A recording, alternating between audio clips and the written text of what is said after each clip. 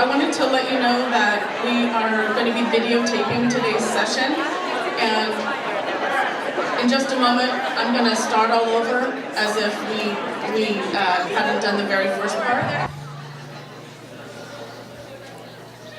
Thank you. Good morning and welcome to the Marin Communications Forum, our forum on race counts today. Very happy to have you all here.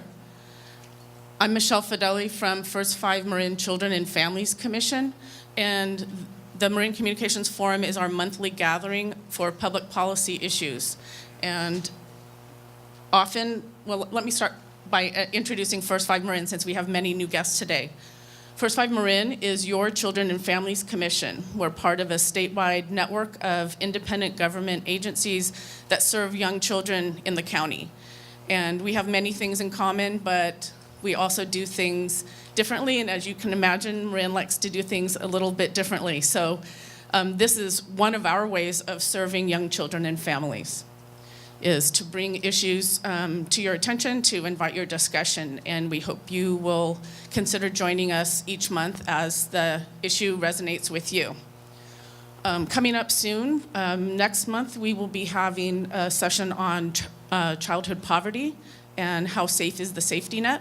The Public Policy Institute of California will be presenting. In May, we'll be having a session on early childhood mental health and wellness. And in June, we'll be doing a session on Latino power and purpose in Marin. So many good issues. We do also deal with things directly related with children. We often do things about childhood nutrition or dental health, early childhood education. But as we've come to discover, we can't deal with children in isolation, and these broader public policy issues affect the children because it affects their families. So we thank you for being here today. And I just want to thank the Advancement Project for joining us. When I saw this issue covered by the Marin Independent Journal in the fall, I thought we needed to hear more about it, and contacted the Advancement Project, and they were very responsive, and I'm so happy that they agreed to come and join us today. I'm happy to introduce their Executive Director, John Kim.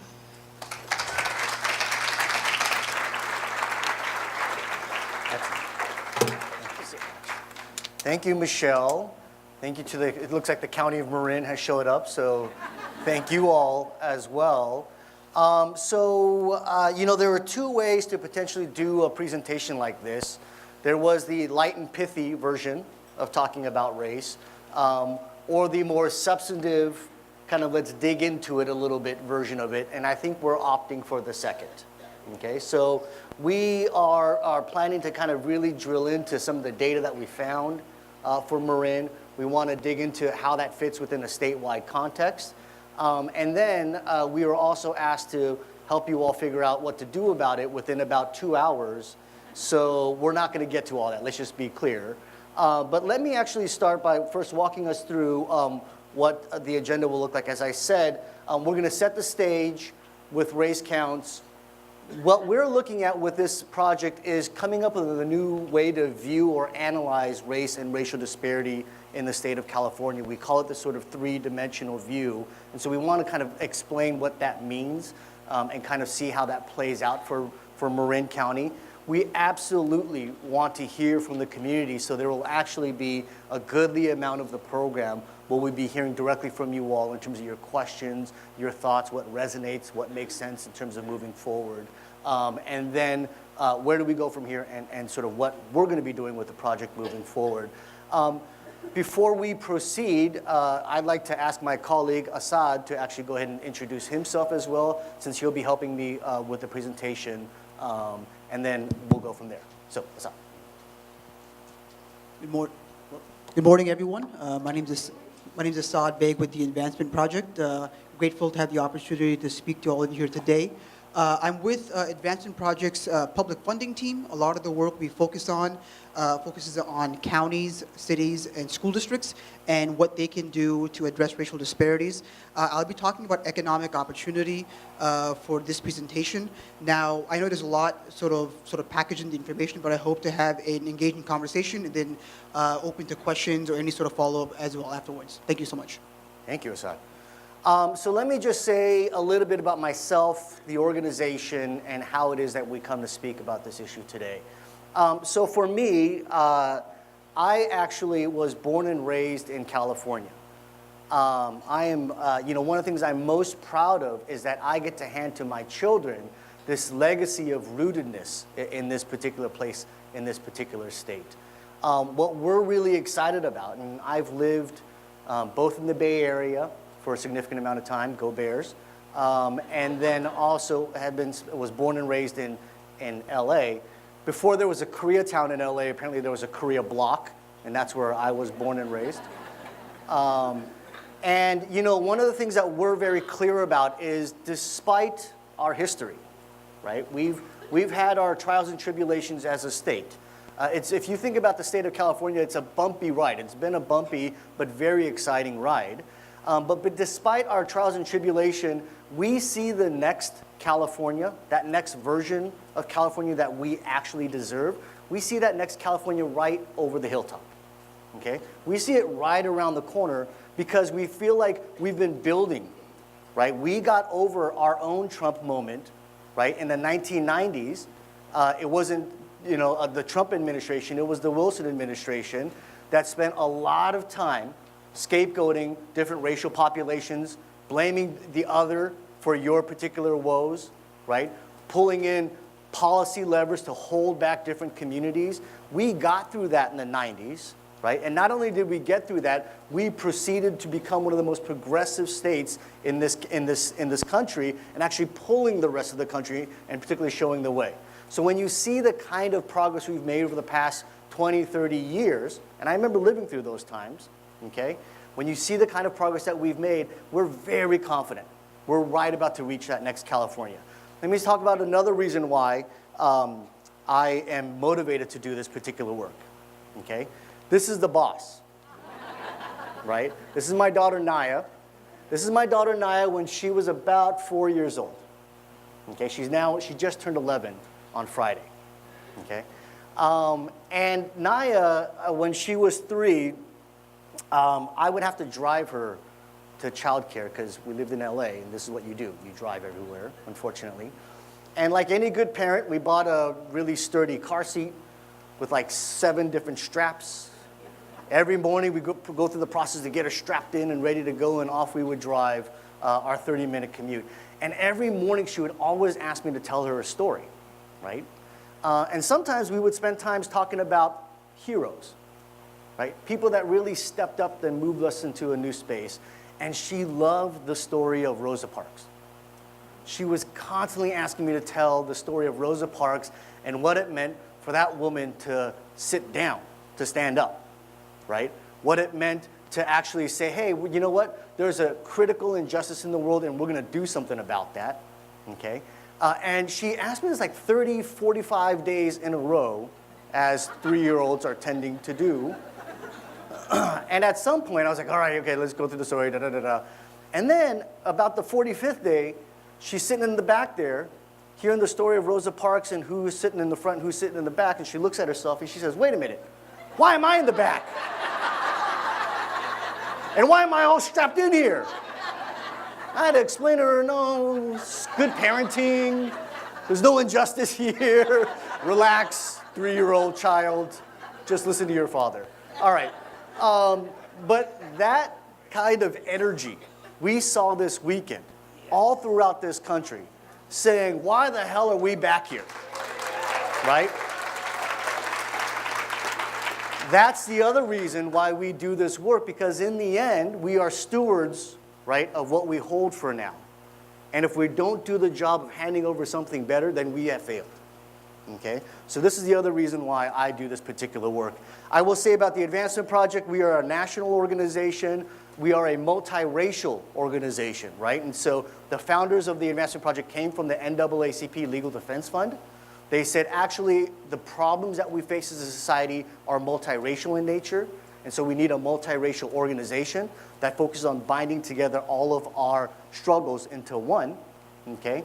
We also realized that some of the tools and tactics that worked so effectively in the civil rights movement in the 60s and 70s needed a reboot, right? That we needed to figure out other ways to approach the issue, and so that's also part of what we do. We experiment with new tools and tactics for change, okay?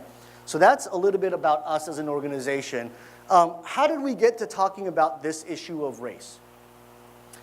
Beyond being in the DNA of our organization, I was asked to start a project for Advancement Project about 14 years ago.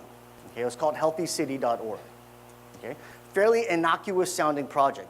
Let's get a boatload of data onto an online platform for everyone to have access to.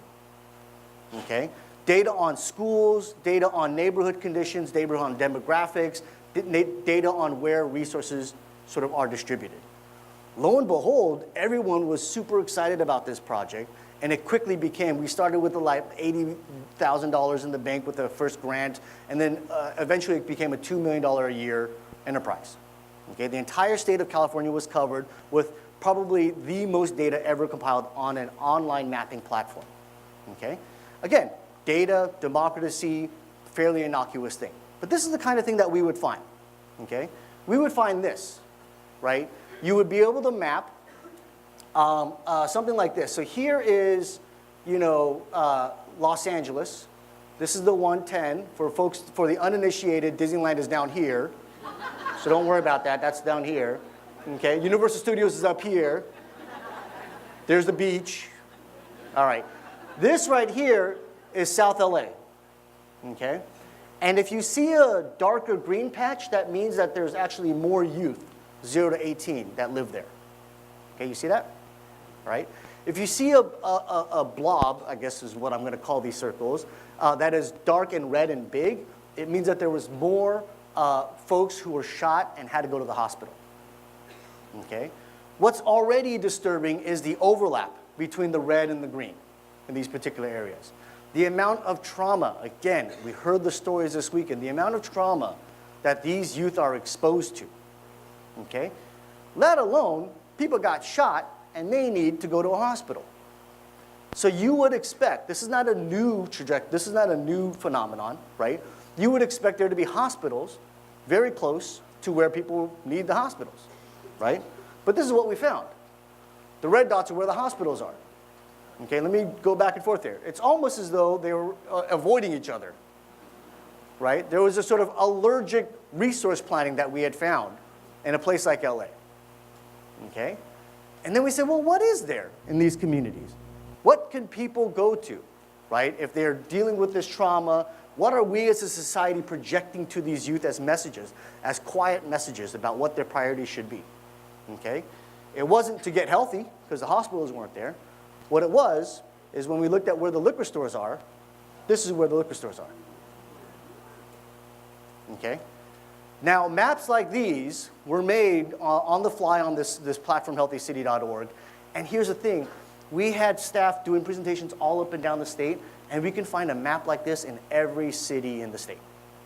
Right? I would train my staff. I would say, just go there the night before, get an internet access, and just look around that city, and you'll find a map like this. This kind of allergic resource planning. The thing that was most common, okay, across some of these issues, where you find these kind of neighborhoods, right, was race. Race was a very strong indicator about where you would find this kind of allergic resource planning. Okay, which is why we decided to talk about it. Okay, we decided to talk about race squarely because California has become way too comfortable not talking about race. Okay? There's been some kind of PTSD from what we had to deal with in the 1990s that we've sort of retracted and said, no, we're going to talk about socioeconomic status. We're going to talk about zip codes. We're going to talk about almost anything but race. Okay? Even the term equity, which is an extraordinarily important term, right? is this kind of umbrella that sometimes allows us to avoid talking about race. Okay?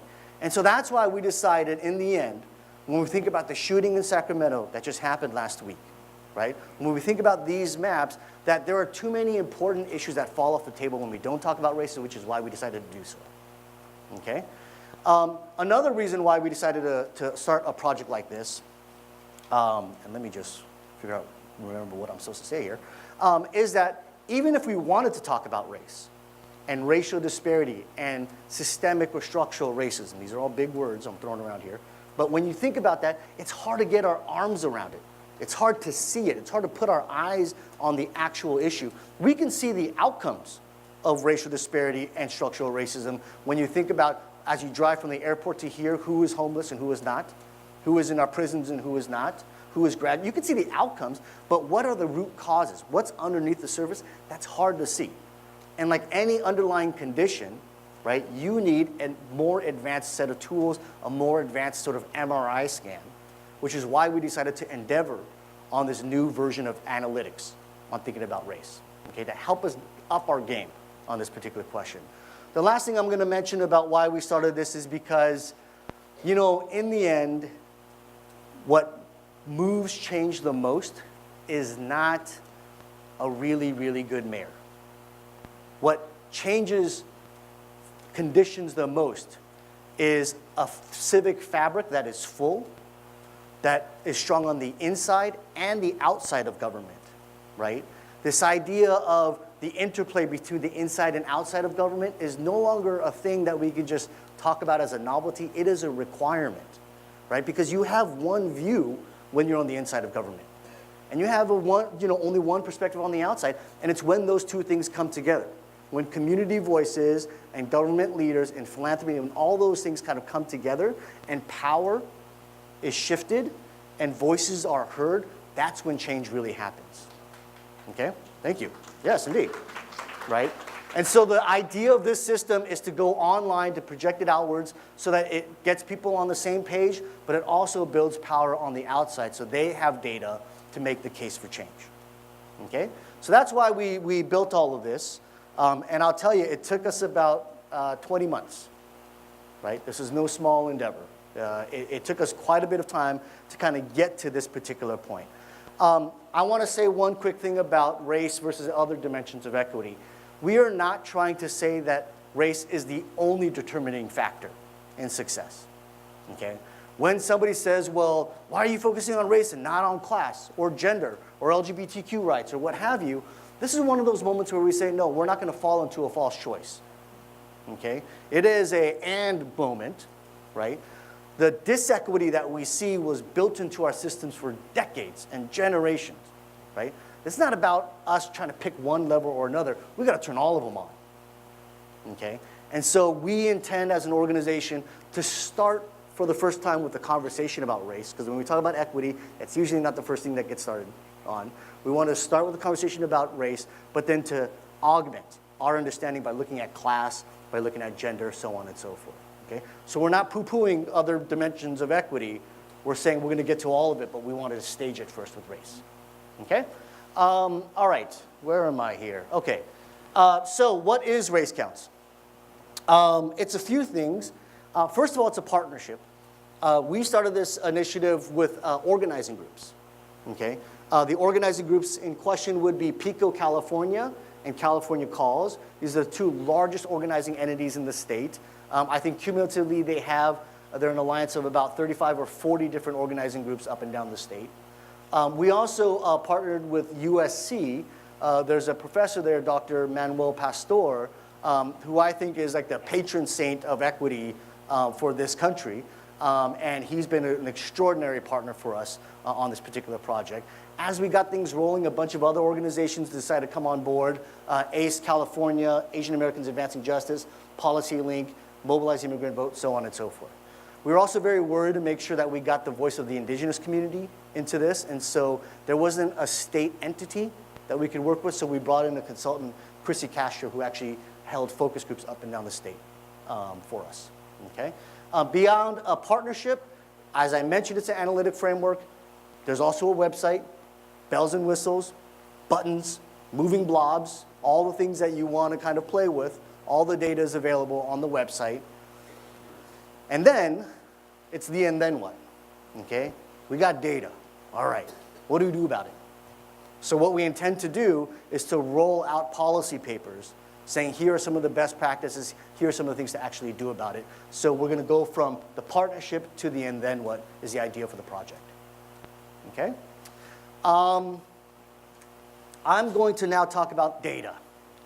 Data. Who's excited about data? Yeah, look at that. You don't look like a room of nerds, but you are. You are, I get it. All right, okay. So when you endeavor on a project like this, there are thousands of data indicators that you could choose from.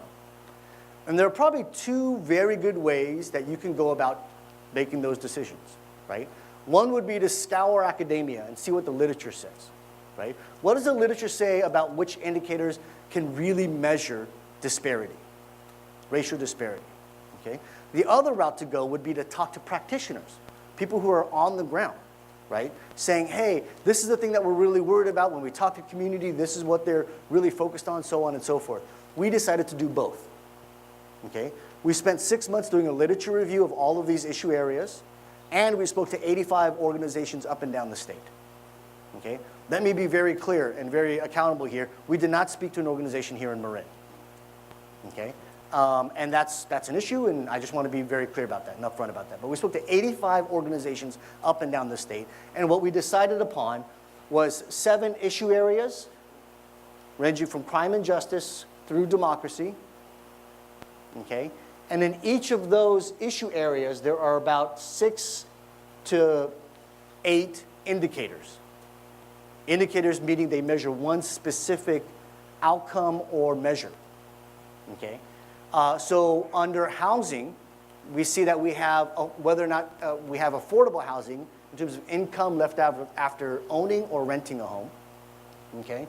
We also have like wealth accumulation, home ownership, or the quality of the house, right? These are all the kind of different dynamics around housing, okay? Around economic opportunity, yes, you see the typical things that you look at: employment, median household income, poverty, okay? But we also want to look at this other question about how many people are actually officials or managers, or at the higher tier of the sort of job structure, okay? So we wanted to dig into the thing that we know are the standard bearers for this kind of research, but also dig in a little bit deeper. Who's got internet access, okay? What's your commute to work? How many times have you been denied for a mortgage? Okay, those are the kinds of questions that we dug into. Going on, we looked at crime. Again, all these 7 issue areas each have indicators, okay? And so this is all the data that our research team had compiled and made choices on, okay? I may look like a researcher. I am not a researcher, okay? I studied music in college, and so I'm not exactly I don't know all the details of the great mojo that they do, but they apparently took all this data and they smushed it together, okay? They did some magic, right? And that's how we started to analyze how these things play out, okay?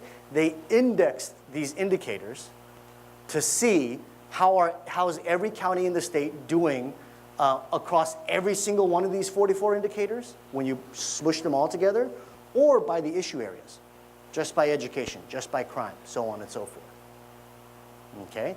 So they did their magic, and this is what we got. Okay. What you see there, those pretty blobs, are counties. Okay. And the way that we decided to analyze for counties is a sort of 3-dimensional view. Now stick with me here. Okay. The first way to look at it is overall performance. How is every county doing? And in terms of each county, how is everyone averaged together, regardless of race? Every single person in the county of Marin, how is it performing overall? Okay? If you perform better as a county, you are further up, okay, versus down, right? Remember your geometry class? This is your y-axis, okay? So on all of these indicators, if your county is overall, everybody doing well, you are up, okay? If there's a lot of racial difference in your county, right, then it's left and right.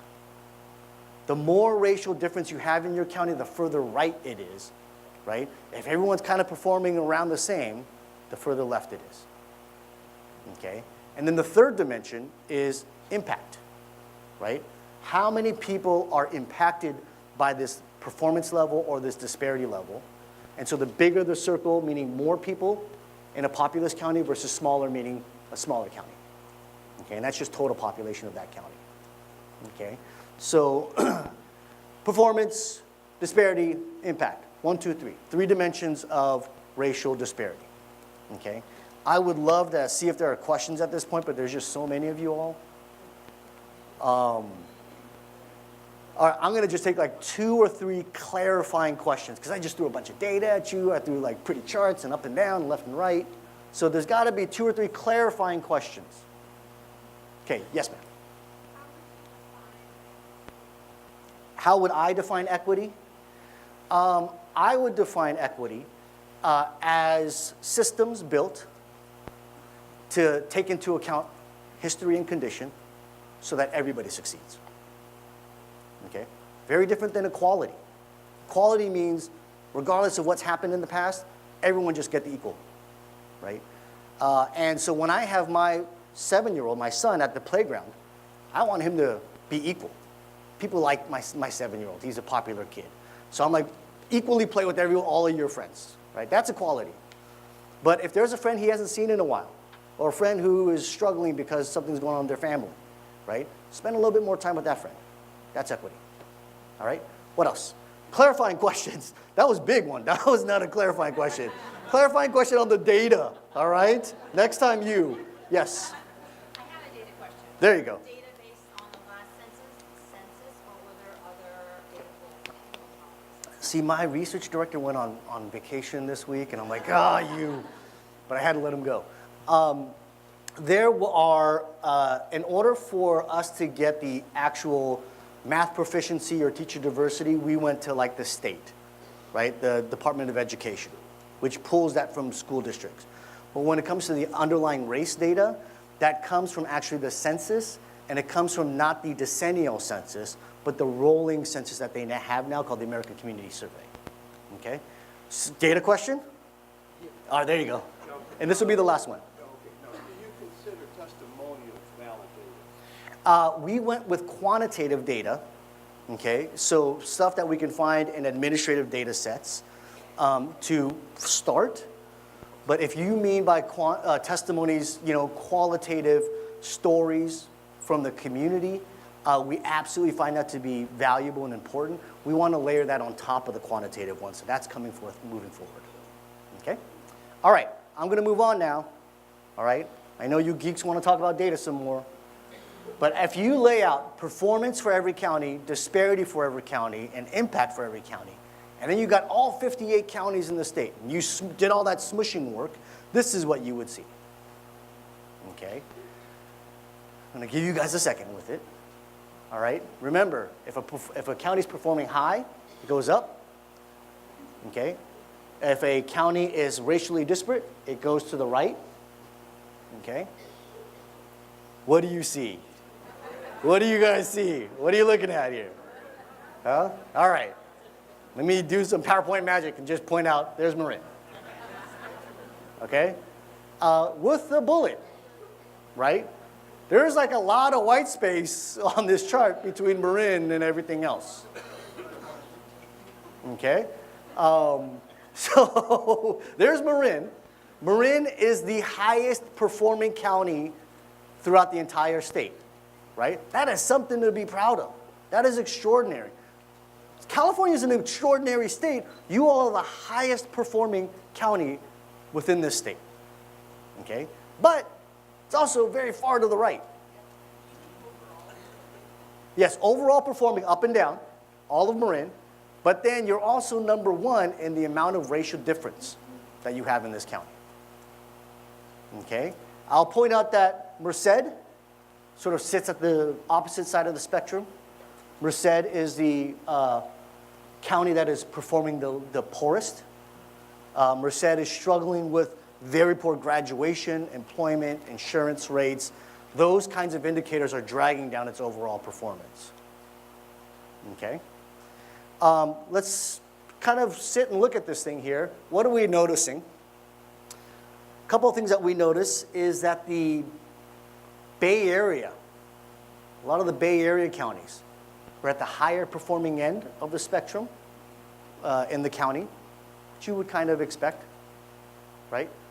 The Bay Area counties either fall in the high and racially disparate, which we call the prosperity for the few quadrant, okay? Or some of them fall in the high performing and lower disparity on average, right? But they're generally pretty high, except Solano. Solano behaves slightly differently. It almost behaves kind of like a Central Valley county. Okay. The other thing that you notice is the Central Valley. Here's the Central Valley. Okay, lower performing. Lower performing and some parts with lower disparity, some parts with high disparity. So some of these counties are, everybody's struggling, but they still found a way to treat people of color worse. Okay? Some of these counties, they show up as lower disparity, but it's actually because everybody's struggling, right? Across the board. That is not the path to racial equity, to have everybody struggling. Okay?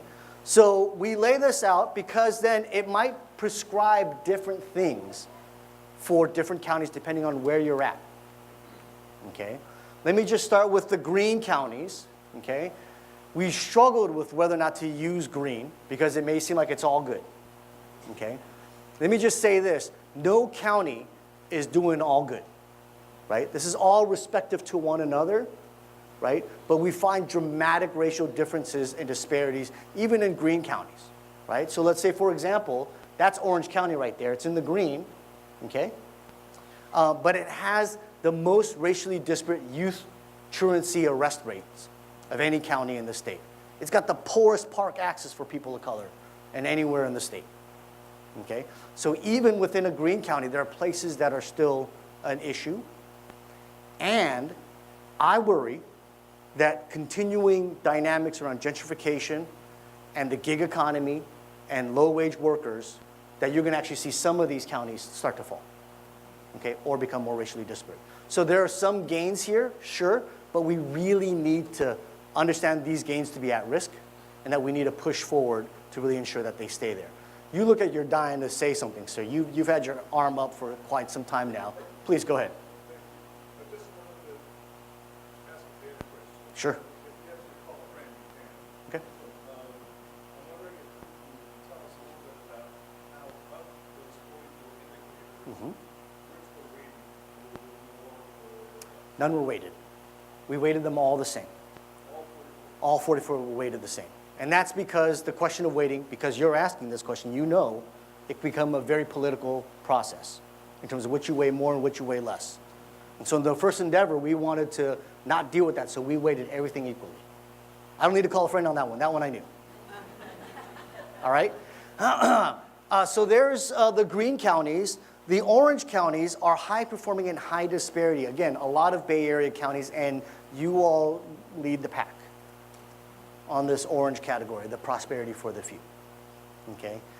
It does mean there may be a slightly different prescription, right? Whereas some other counties may struggle with performance and disparity, you guys have the ability to solely focus on disparity.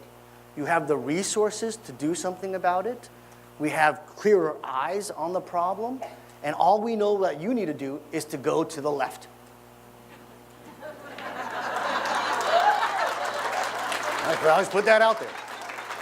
Okay? I didn't mean to do that. That just happened that way. I was like, oh, hey, I'm just going to make that a flourish. All right. That's not the case if you are in the yellow category. Okay? If you are in the yellow category, there's a larger performance issue that you're struggling with. And there may be the same kind of struggles across all races. Okay? And so potentially you can create new kinds of coalitions, right, to all work together to increase the performance overall. You have to be careful, though, that to not lose sight of in-county disparities, right? These are county averages. there still may be disparities underneath the county level. And so if you aren't mindful of that, as it goes up, it can start drifting to the right again. And you might create more disparities. So you got to focus on increasing performance without increasing disparity. Okay? The reason why I labor to lay this all out is that every county in California is different, right? And sometimes people have the hard job of managing both performance improvements and disparity decreasing, and that's not easy. But we are adults, we are Californians, we can walk and chew gum at the same time, okay? And so I'm perfectly confident that we're able to both manage how to increase performance and how do we lower racial disparities, right? We can manage those things to say, hey, it's not just about how many more people got insurance. It's not just about how much more affordable housing units are there. Who is impacted? Who is involved? How do we make sure that those are cited in a way so that you're actually lowering disparities, right? So that's the challenge now for us, is to think about both of those issues at the same time and not to distinguish them. That's the other danger that I see, is that people say, well, there's going to be this sort of overall growth portfolio for the county, right? And then there's going to be the racial disparity conversation over here. Those two need to be kind of brought together. Okay? All right. Boy, I feel like I've been up here for some time. All of this you'll find on a website. It's a fancy website, raisecounts.org. You can jump on it right now. I'm going to race through some quick findings now for Marin. The idea is that I'm going to race through these findings, and then you all are going to have some time to talk to each other, and then we're going to have some community leaders come up and give their response. Okay? So I'm going to try to give you these findings and show you how to use the website all at the same time. Okay? So here's when you go to racecounts.org, you see this opening splash page. You have a bunch of different options, but you're going to scroll down. Okay? You could either look at a map of all this data by every county. You could look at a bar charts, which is kind of a typical way to look at some of this data, right, by every county. Or you can look at that phenomenal blob chart that we talked about, right, with the scattering up and downs. Okay? I'm going to go there. And this is what you see. It's very interactive. Okay? Exactly the chart that I showed you earlier. Okay? By the way, can you guys guess which one is LA? The big, not right there, right? That's just population, right? So I'm going to do a few things here. You can see here you could pick a particular county or a region.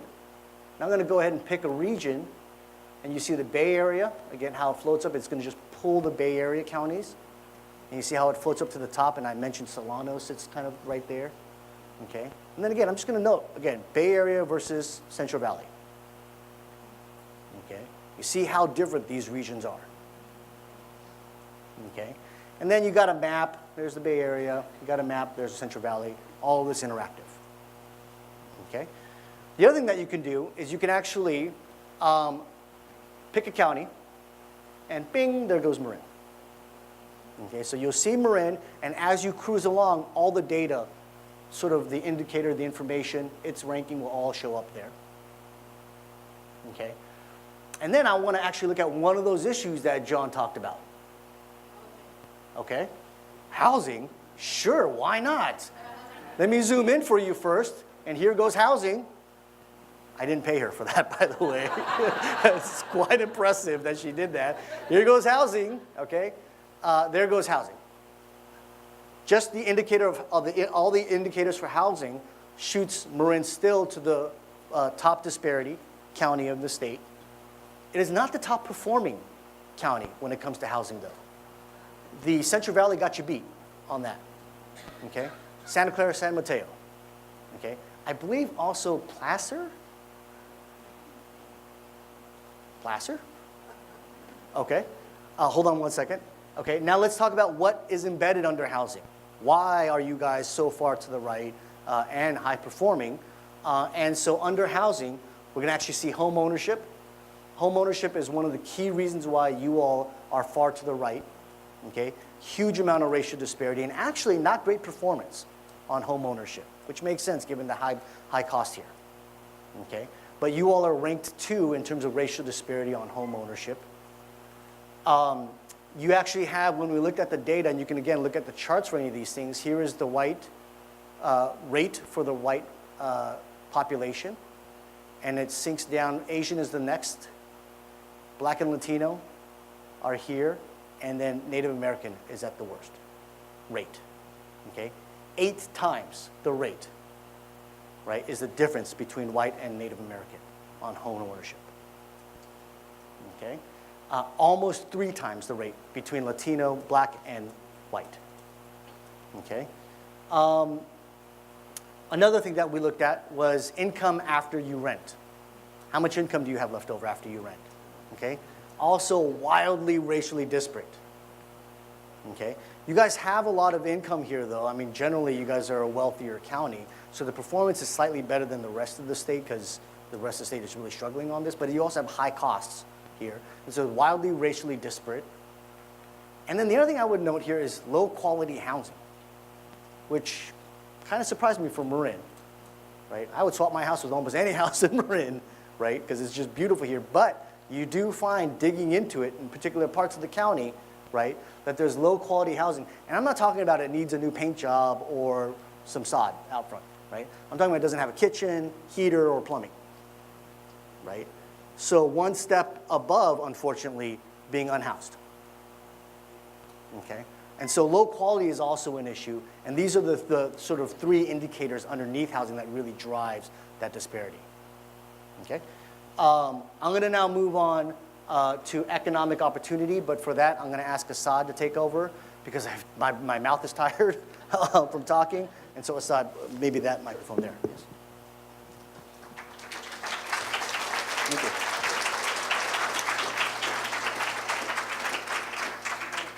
Thank you, John. I'm going to sort of go through this area quickly so we have time for Q&A afterwards. Now, economic opportunity, there's a lot to unpack there. You know, economic opportunity is education, it's transportation, it's access to healthcare. But for this context, we're going to really hone in and focus on dollars and cents. It's how many opportunities are there in Marin County, and try to divide that across racial lines.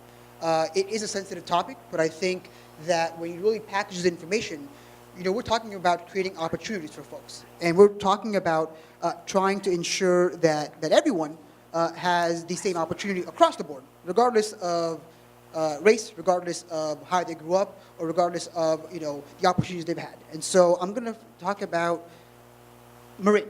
So like John mentioned, Marin is highly prosperous, but also highly disparate. What that essentially means is you all are performing above and beyond what the rest of the California is performing. But that wealth, that sort of wealth accumulation doesn't translate to everyone. And the analogy I like to use is a rising tide. You may have a rising tide, but not all boats may be lifted. Some folks might be left behind. And I think in order to address those issues, we have to talk about sort of, you know, what's happening really in terms of the county, really digging into, you know, what the county has done. So despite being a high-performance county, you all have had a tech boom, sort of this new industry that's exploded in the region. The average household income, it's about $90,000. Now, you know, plus or minus, depending on what you look at, but above and beyond anywhere in California. But when you break that down across racial lines, white households have an average income of above $100,000. $10,000 better than the county average. But when you break that across Black and Latino households, it's less than half, which is the idea we're trying to convey, that, you know, you may have a lot of prosperity, that there are things happening, you know, there are some disparities. And this isn't just, you know, a Marin thing. This is, you know, we found this across all counties, but it really does stick out because, you know, as someone who's from Southern California, as someone who's, you know, the son of immigrants, who sort of looks at the Bay Area as this new economic engine, it doesn't really translate into how it's impacting our highest need communities. Any questions on the data piece? Okay. Next, we looked at folks living in poverty, or in or below poverty. And overall, Marin County has at about 8.8% poverty rate. About close to 9% of folks live within poverty. But when you look at the breakdown in terms of race, only 5% of white households are living below poverty, while close to 35% of Native American households are living within poverty. And the same goes for Black and Latino individuals, where they make up a good 28 and 21% of folks living within poverty. And the last piece I'm going to mention is folks in management positions. That means, you have individuals who aren't just employed in entry-level jobs. It's folks who are working for, corporations, working for firms in Marin, and how many of those folks are in some sort of management level position. And what we found was whites are 3.7 times more likely to be employed as managers in Marin County, and they're 2.4 times more likely than Blacks to be employed as officials or managers. Now, I say this in the context of what the county can do. The idea we're trying to convey in race counts, it's local solutions. What can you all do to improve your county? What can you all do to talk to your supervisors, talk to your representatives, talk to your neighborhood and community folks to improve it? And I think, the ideas that we've seen float around California, it's really been local government. It's what are our local governments doing to address these inequities. I think Marin is ahead of the curve. You all have a racial equity assessment that was approved a little while back, and it's a rich document that identifies departments that should be, that should include a racial equity lens.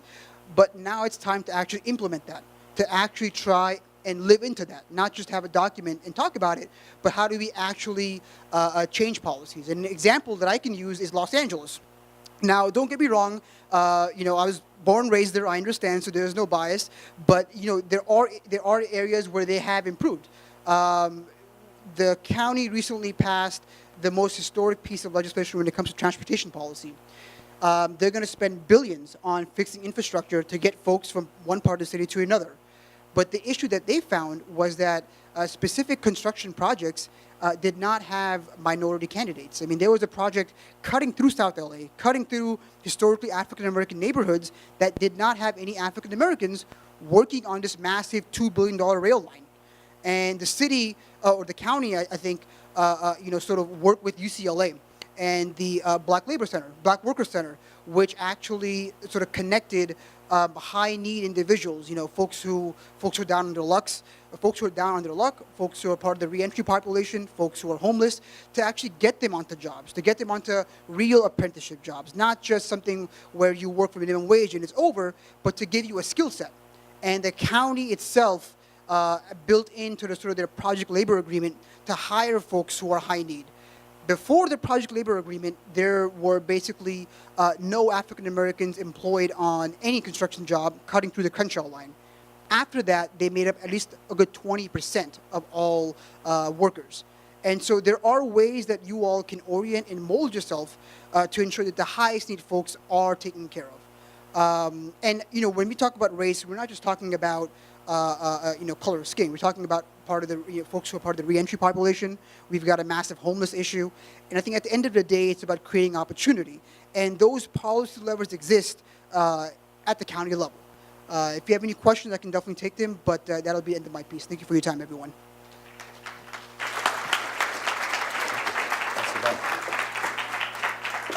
So I got my coffee break. All right. Thank you so much, Rasad. Thank you for covering that for us. One of the most important things about that particular example is the inside-outside game I'm going to mention, right? The Black Worker Center is an organization that organizes predominantly in South LA, and from the outside, they put pressure onto the city and county government around this particular question, right? And then eventually partner and negotiate and say, hey, how do we build this out together? Okay? I see some hands raised. I gotta rip through these findings, and then we're gonna have a moment for people to kind of respond. Okay? So I apologize, but I'm gonna just kind of move us ahead.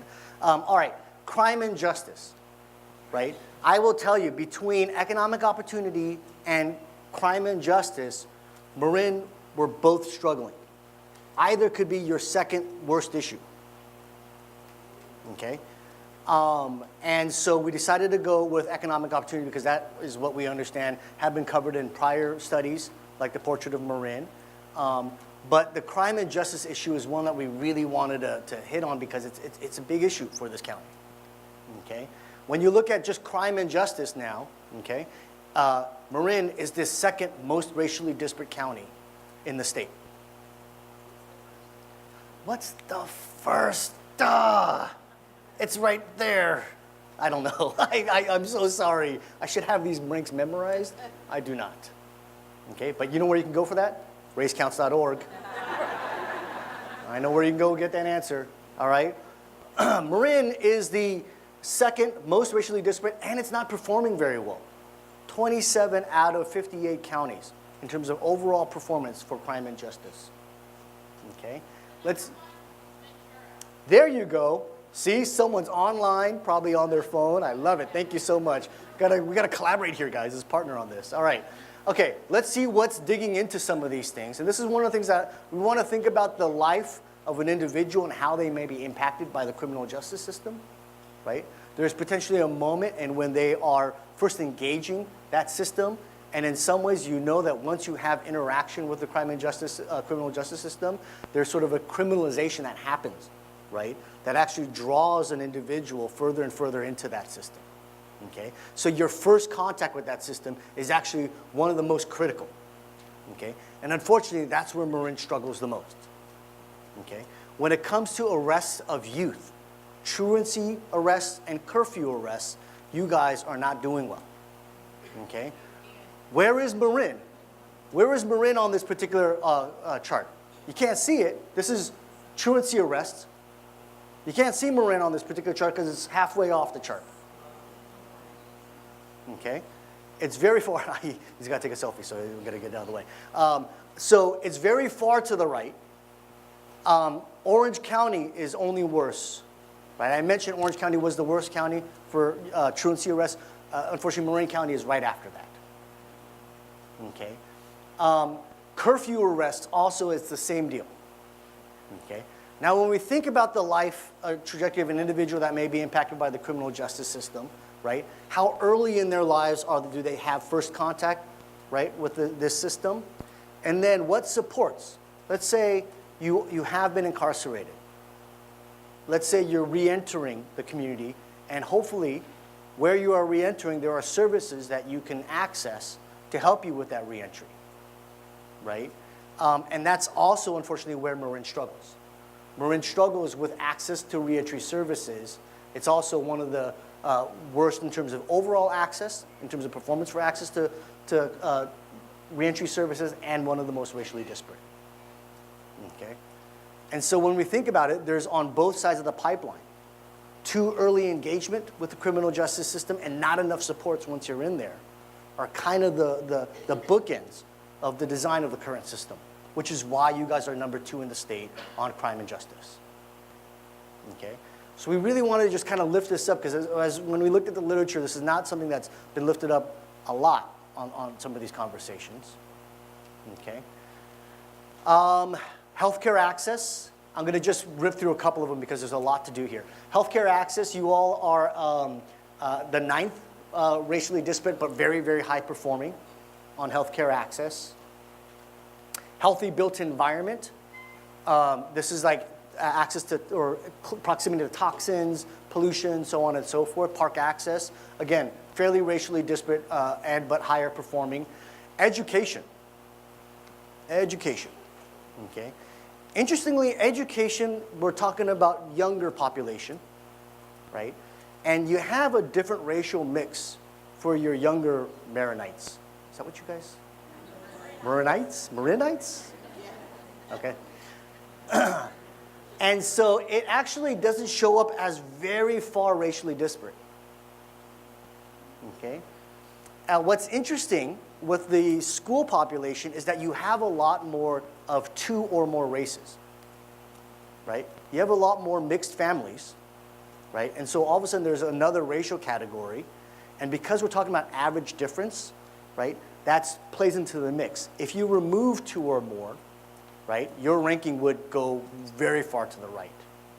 Okay, let me show you what I mean by that. Graduation rates, actually, there is racial disparity, not huge racial disparity. We've seen larger racial disparity on graduation rates in other counties, okay?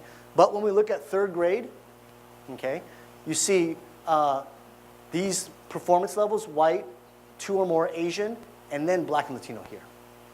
Okay, so huge racial disparity. But we're talking about all the races together, right? Which is why when you look at those differences, it doesn't seem as bad, but when you look at the chart, right, Black and Latino in terms of third grade reading scores, third grade math scores, again, same dynamic, right?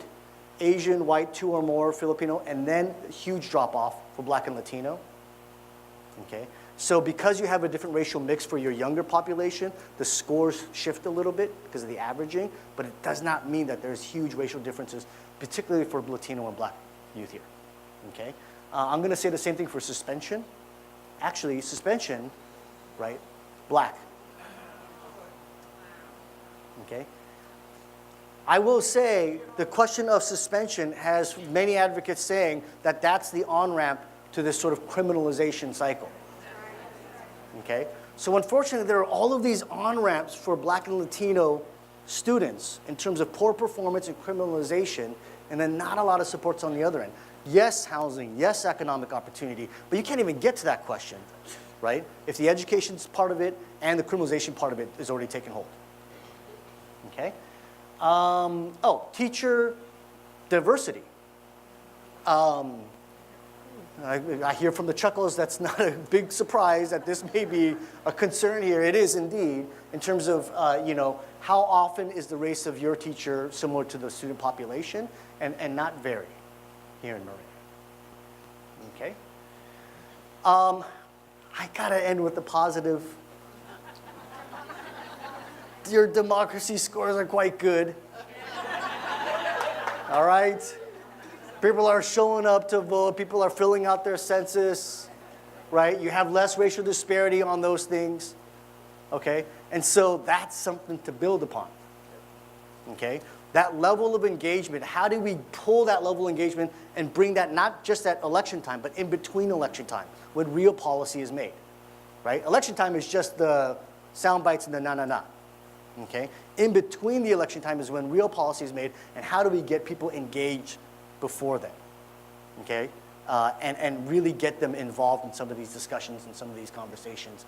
I'm going to just say, going back to the website, again, you could just pick Marin as a county, and just when you look at just Marin, you'll just see your county profile page. Okay? It states where you're at in terms of racial disparity. Okay, get your population, get a map. It'll also do this. You can then compare your county against all the other counties in the Bay Area, right? So these are all the issue areas: education, crime and justice, what have you. And the 4 quadrants, it'll color by that. Or this is our ode to Prince, the Purple Rain chart. This would just be performance, right? And so when you think about performance, if it's darker purple, you are highly performing as a county. Okay? And when you think about Alameda, Contra Costa, Solano, so on and so forth, Marin is like lit up on your performance across all the issue areas except crime and justice. Okay? Solano is almost the opposite. Okay? San Mateo, Santa Clara, those are the Silicon Valley counties. They kind of are near you on performance. When you look at disparity then, again, this is now disparity. The more purple, the darker purple, the more disparity there is on the issue area, okay? What I want to note here is that you guys are in very close proximity to each other as Bay Area counties, but there's still a different prescription for change in each one, okay? For Alameda County, it's got to be crime and justice, healthy built environment, and housing. That's the one thing that you guys have in common is housing. A lot of counties in the Bay Area have housing as a major disparity issue. San Francisco kind of flips the script though. Right? On San Francisco, health access, education, and housing. Okay? But in terms of high disparity issues for Marin, bing, it lights up. Okay, so almost across the board, except democracy. Democracy. Something to hold on to. All right? Okay, so I think Michelle, where's Michelle? Okay, so I'm pretty much one last thing. Just to show that we're equal opportunity, data people, LA County, which is our home county, has got issues, all right? It's got performance issues and it's got racial disparity. Even though we're right in the middle there, okay, on the chart, let's look at the issue of crime and justice, right? That big county all of a sudden shifts from right in the middle. When you look at crime and justice, it shifts to the right a little bit. And then when you look at incarceration, it shifts all the way to the right. In terms of incarceration, LA County that's its biggest problem. We are wildly over-reliant on incarceration. We use incarceration to solve all of our problems, not just public safety and law enforcement problems, but social welfare problems, poverty problems, drug. We incarcerate everything. Okay, so that's our big struggle there in LA County. And then when it comes to housing, our housing quality issues, even though we have a huge homeless population, even those that have homes, the low quality housing that I mentioned, those without plumbing, heat, or kitchen, that there's 46,000 Latino households, right, in LA County that are in that low quality housing, right? So LA County's got a bunch of issues. We're all around the state talking about this stuff, okay? All right, so Michelle's gonna help us organize then the community response moving forward. Yes, thank you. Thank you. So we want to give, thank you, John.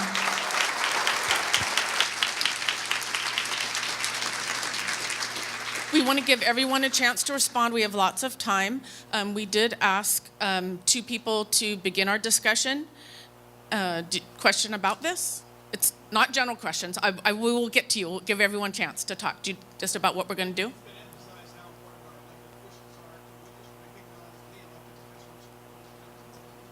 Thank you. Supervisor Judy Arnold was here, but she had to return to budget hearings. We have Mary Jane Burke, also our superintendent of schools. Thank you, Mary Jane. Thank you for taking the time to be here. We appreciate it. So to begin our discussion, we asked Omar Carrera from Canal Alliance and Jonathan Logan from the Marin Community Foundation to speak first in reaction to this report, and then we will have time for as many of you as possible. We'll take as long as we can. So you want to come up and be seated on the... Sure.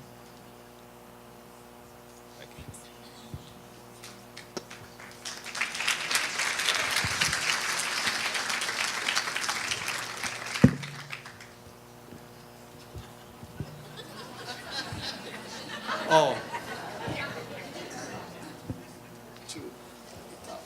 Let's get out of the way of the projector here. Yeah. No good. No good. Doesn't fall. Much better? There you go. Buenos dias. Oh, bilingual people here. All right. Love it. I do want to recognize that this has been a lot of information, painful information for some members of our community, and I really think we should breathe for a moment before we continue talking about it. While you're breathing, I'm going to keep talking. I want to say thank you for coming. I think you being here means a lot, means that you care, that you're interested in changing things that are not working in the community, and I do appreciate that. Talking about race is not easy, and not in this context. So before we talk about race, beyond ourselves, I think it's very important to have some sort of reflection exercise. And as a leader of an organization that has been serving the Latino community for 36 years, I'm the 3rd executive director, first leader of color. Oh.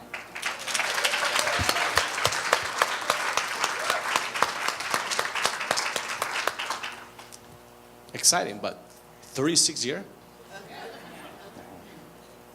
Nothing wrong with the people that we're leading, but that is a fact. And we need to accept. And that's why I'm going through this exercise, accepting that we internally need to do some exercise first before we even try to resolve systematic issues. When I became the executive director, everybody that doesn't know much about the process, they feel that that was an intentional thing. Because I was the associate executive director for 5 years before. That was not the case. It was not the intentionality in that process to help me become the leader that I am right now. Okay? My accent was judged through my hiring process. My reflection was, how can somebody with one language is trying to make feel less to somebody with 2?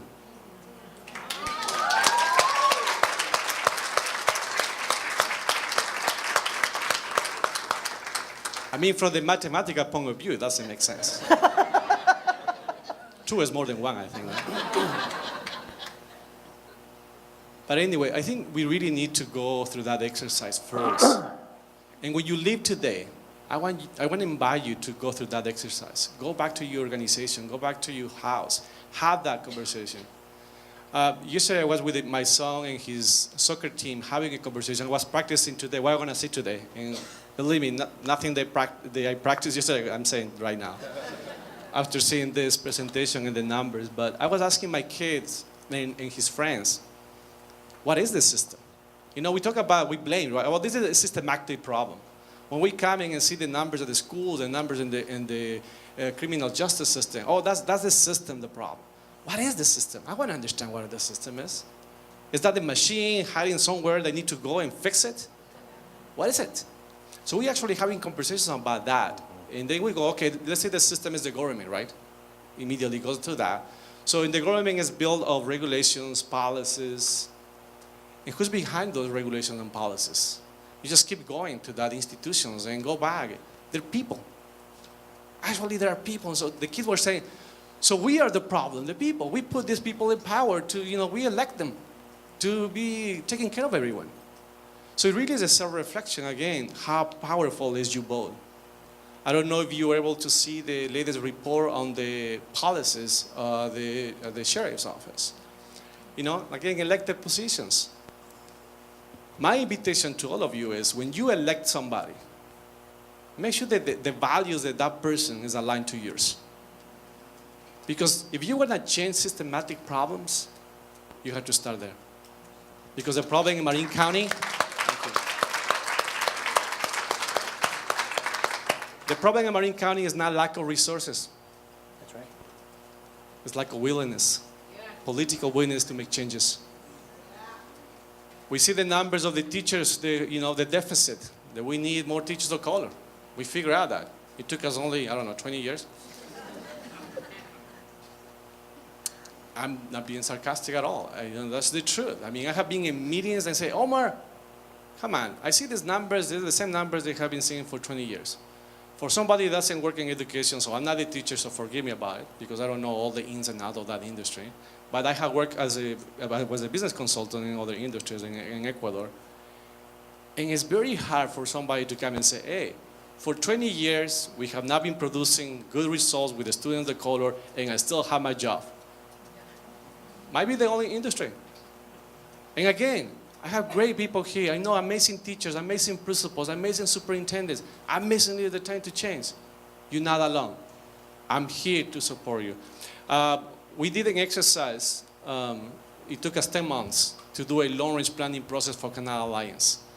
And what we hear from our stakeholders was the Canal Alliance is great providing services for the community. But just providing services is not going to make it. You need to play a bigger role in advocacy and policy.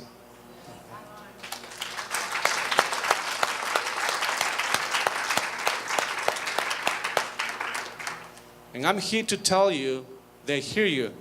And we're going to be launching very soon our strategy on advocacy and policy to start changing these local issues that we have here. And I welcome all of you, those brave teachers, brave leaders who would like to see that change happening, to join us in that effort.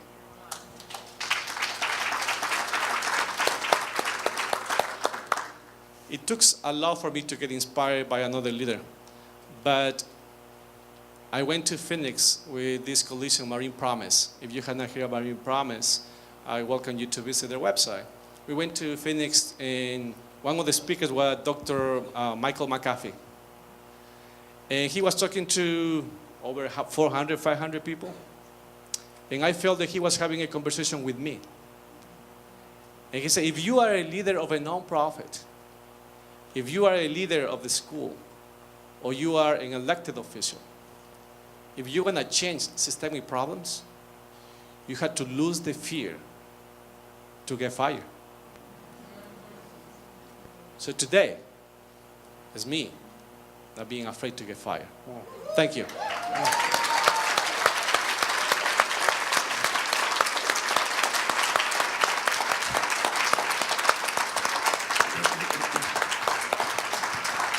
Thank you, Omar. We always need folks in our circles that are not afraid to speak truth to power, and Omar has been a courageous leader for many years, even prior to becoming the executive director of the Canal Alliance. And so we're as we look at these very stark and disappointing statistics, I'm convinced that in Marin County we have the tools, the people in place to get things done. We have Mary Jane Burke, who's here, our county superintendent, who I know is fighting the good fight. Javon Muhammad, who's to my right and leading the Health and Wellness Clinic in Marin City, strong leader. We have a lot of the necessary component parts to do something about the numbers that we just saw here today. Just for a quick poll, raise your hand if you didn't know that inequities existed in Marin County. Similarly, who didn't know that this was a really expensive county to live in? So we know many of these things. We may not have known how we compared to LA and how we compared to San Francisco and Solano County, where I happen to live. We may not have known those things, and this is very good to sort of clarify where we stand. But I think, and I think this was the intent of John and team, was to give us data that would allow us to answer the question, what are we going to do about it? And that's kind of where I want to center my couple of comments, and I'm going to be super brief. But there's a couple things that I think as a county we have to consider if we're actually going to do something about the data that we saw. The first thing is that we have to get really bold and courageous around policy decisions that will actually move the needle forward. I think for us to make any gains on the statistics that we just saw and in the data that we just saw, it's not going to be enough just to tinker around the edges. We're going to have to make bold investments into communities that have been under-invested in for years and years and years and years. We're going to have to look at policy that creates those on-ramps for folks of color to ascend to leadership positions within the county, to be supported by those that are here now and given an opportunity to really let their voice shine. I'll never forget a friend of mine who's in the room. I won't point him out, but we were having this conversation about this data, and here I am thinking I know a little bit of something about inequities and how they work and how they exist and why they exist. And he pulled out a card, and he said, "Do you know what this is?" And I said, "No, I don't. It looks like a debit card." He said, "Well, this is my EBT card. This is how I get food." So as we look around this room right now, 350 or so folks here, the question that I would ask each and every one of us to ponder and think about is who's not in the room that should be. It's not enough to say we want to do something for people. We have to do something with people. And if they're not in the room, then we're not doing our job. And I think that's where we have some huge opportunities, is to think about how do we create a leaderful ecosystem here in the county where there are men and women that may not occupy institutional positions, but they're leaders within their respective communities. They're leaders within their families, and they have a voice and they have something to bring to the table. They know what the solutions are, but they need to be empowered, they need to be funded, they need to be invested in to ensure that those things happen. So how do we create that environment? Rosa Parks was mentioned earlier. The reason why she was so powerful in the fight, and folks from that era, was there was a sense of commonality around what the issues were, and they were all being impacted by it. And so they were willing to go to jail for the things that they believed in. We will only get that if we involve the folks that are most impacted by the disparities that we just saw on the screen. Just kind of to lighten it up a little bit, there's a guy, and he's kind of famous, Jay-Z, and he had a line in one of his songs. He said, "Men lie, women lie, but numbers don't." And we just saw that numbers don't lie. We have work to do, but I'm confident that we're going to get it done because of all of you in this room and because of the great strategies that we're going to come up with together.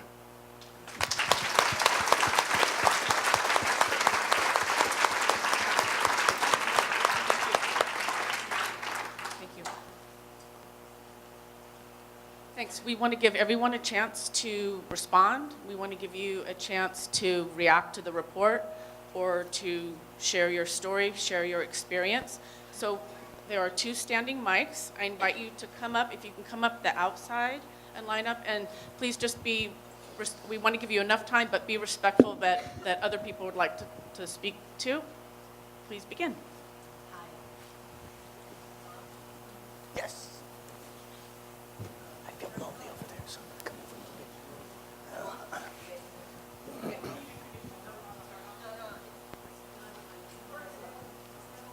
Check. Hello.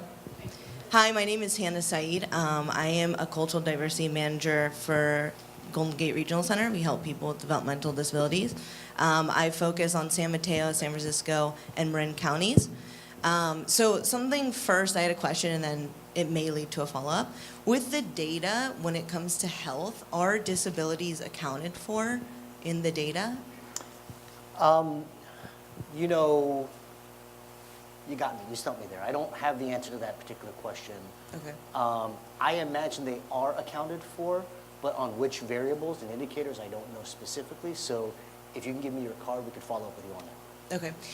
So the reason I ask is because diversity intersects all categories, right? So it intersects race, sex, socioeconomic, housing, all these issues. So just holding that accountable. Okay. The next point, too, is talking when we talk about race and inclusion conversation, too, is I'm so appreciative of all of you guys being here, all the people putting it on.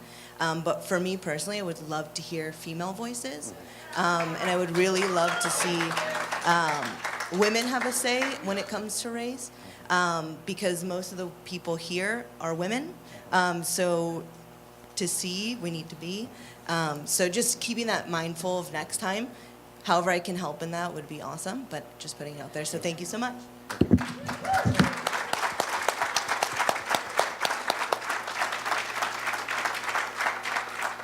I'm Greg Brockbank, and I have an education funding issue, which is in itself an equity issue.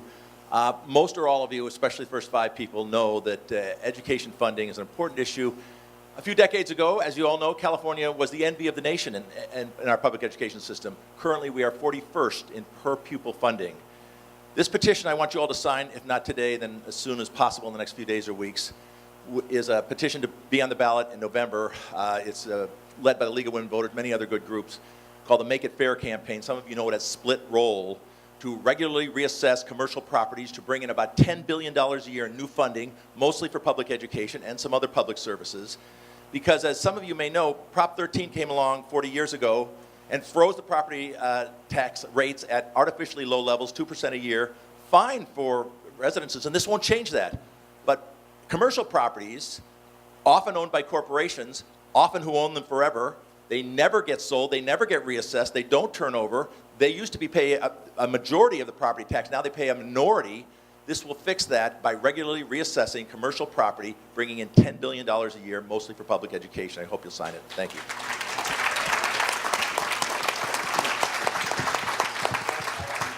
I'll just say, so Greg Brock is my favorite guy right now. So the Advancement Project is on the executive committee for this particular initiative. It is indeed, when we saw for the state of California, as it was becoming more and more diverse from the 70s onward, the amount of investment in public infrastructure per capita was going down. That had everything to do with the passage of Prop 13. To be very clear, and I think Greg did a great job on this, is that it does not at one whit touch residential properties. It does not touch grandma's home, okay? It's all about the major corporations who have been using it as a loophole to not pay their fair share, okay? We did an analysis of how many counties and how much money you would receive. I have it in my inbox, I just haven't looked at it yet, so we have some information on Marin and what it would mean for you all as well, but it's significant. Right? 60% of the investment goes to public education, 40% for all your other local services, okay?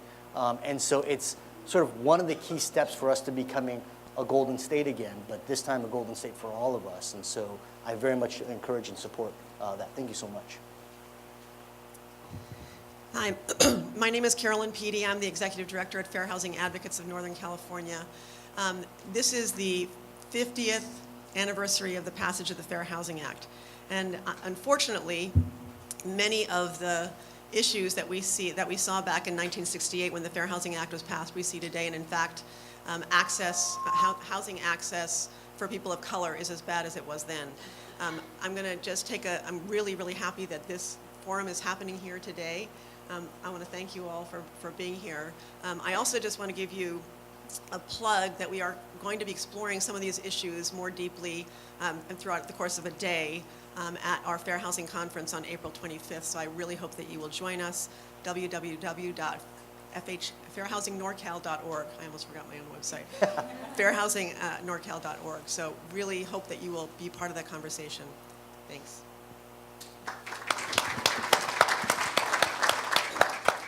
I just also want to say that members of the community were very much a part of putting that Fair Housing Conference together. So it's not something that we just dreamed up on our own. There was a lot of input from people around Marin County. So just wanted to add that plug. My name is Javon Muhammad. I'm from Marin City Health and Wellness Center, and I just want to address the report as a black woman. As a black woman, separate than being put in a pool of people called people of color, because we have very different issues when it comes to what color. For example, when you started the event talking about Koreatown, we have yet to have one. To this day, we get put in communities that are called black communities, but not named black communities, so that we can control the economics of the community so that we can get equity. So as a black woman looking at that report, I'm so offended. I'm so offended. And the answer for us, because Marin County happened to be a very Democratic county, so the answer for us is not to vote, because we're less than 3% of the population in Marin, so we could never vote in our interest. We have to count on other people to value us so that we can have the policy that we need. And that's a challenge, because we haven't been valued anywhere. Anywhere. So when we talk about education, for example, and the horrific stats around our children being criminalized and suspended, and then we're asked to wait all the time, wait on a study. I am the data. That's me. When we talk about gentrification, that's me, and we're constantly being asked to wait. We're tired of it. We have a school. The clinic started a school because we couldn't count on the school in our community. Stand up, because these are the data. These are the children we're talking about that we have to educate in a clinic so they can learn how to read. So I want to address the report, because let me tell you about policy when people are valued, because it means nothing. We break laws when we value people.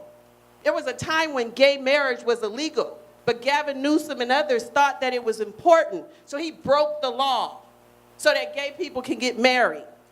Marijuana was illegal, but people who thought it was important, they broke the law. See, everybody gets policies for them, even immigrants, undocumented immigrants. And that's not to make a line between us, because I'm down for that. But everyone gets advocacy except the African American, the descendant of enslaved people who did not come here the same. So when people value people, they break the law. Policy means nothing. We create stuff. But here I got children who can't graduate, and we knew for more than 20 years. Because see, we have not had the same experience. So to say California is on the move, we have been walking a different experience, not for this decade, not for the last decade, for centuries. And if we were valued, we would not be having this conversation. So I'm asking you to even go beyond policy. Help us to break some laws so we can get equity tomorrow, not in a decade. And don't put us with people of color. Look at the enslaved, the descendant of the enslaved African, and the disparity that has come since we've been here.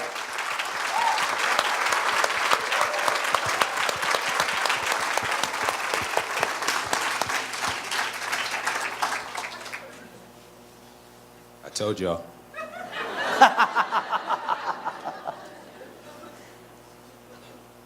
That was awesome. Really, thank you. That was the most powerful thing I've felt so far today. thank you, John, for everything, but that was really something. I have something much less interesting to say, sadly. I was wondering, John, I'm a computer programmer. My name is Dexter Lonis. If Race Counts was planning on having an API or otherwise giving raw data access, I didn't see anything on the website about that, just because I think a lot of people with a technical background would be interested in playing with that.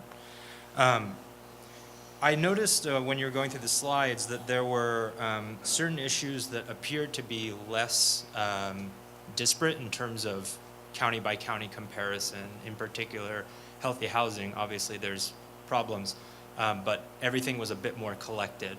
Have you found, and do you think that there is important wisdom to be gleaned from that? Do you think that there are specific issues that maybe are more state or federal in terms of where they should be addressed? And do you think that actually looking at the sort of having less disparity, do you think in general that points to, and I'm talking county by county, do you think that less disparity county by county points to greater than county problems, or where the policy should be enacted? And to that end, do you think that it's effective to really look for outliers, both as a county singularly, but also within a county, this particular issue is really an outlier, or even if we have the data in this city, this issue is a particular outlier, and really getting to that? I mean, systemic issues, systems exist at every level, and so I'm curious if you have ideas about where we should be thinking in terms of thinking creatively and trying to come up with solutions to problems. Thank you. So a few things. First, to some of the comments, we had a lot of requests after we launched the release of the project to come out and speak to different communities. We were hesitant when we got called in for a Marin presentation because none of our organizing groups that we work with actually had an anchor in Marin. And we had promised as an initiative that we would not go speak somewhere on the issue unless there was a local community advocacy or local leaders of color that can actually step up and speak to the experience. And so what I appreciate about what's happening right now is that Michelle assured us that we'd be able to get leaders like Omar and Jonathan and other folks like Javon and what have you to actually speak to the specific issues on the ground, because let's be real, what we're trying to do is to start a conversation. It's not the whole conversation, right? We're not trying to say the data is going to solve the thing, right? There's very clear realities on the ground, which is why we wanted to make sure that we were having this kind of community reaction and community conversation as well as a data one. Now to the technical conversation about APIs. All of the data that you saw on the website is actually downloadable. So anybody can grab any of that data and go do whatever you need with that particular piece. So to the programmer, please go have at it. And I do think that this signals upstream changes in terms of governance, not only at the local county, but also at the state, and woe is us, but at the federal level as well. The question of homelessness, my family and I, we went on a road trip camping up and down the West Coast, and every major city was struggling with homelessness. This is a regional problem, this is a national problem, and so absolutely do we need to be looking at all three tiers of jurisdiction in terms of some of these fixes. But just to end by saying, I very much appreciate some of the local responses that we're hearing today. Hi, I'm Susan Morgan. I'm with Indivisible Marin. I'm also phobic about public speaking, so bear with me, because a year and a half ago, I never would have thought I'd be doing this.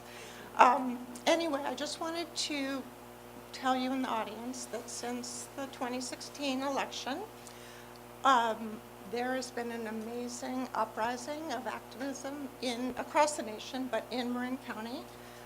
There are thousands of people who were formerly disengaged in politics, social change of any kind, who are now incredibly engaged and want to be part of the solutions here. There are dozens of us in the audience, and we would many of our organizations, most of our organizations do not include people of color, which we feel is a big problem and very much would benefit from people of color becoming part and guiding us. What can we do? How can we do it? But just to stress that we vote. There are a lot of us. We will vote out the sheriff. We will vote out, you know, just like the kids told us, you know, on Saturday, vote them out. We'll be talking to the supervisors. We'll be demanding change. So guide us, join us. We can make a lot of improvements together.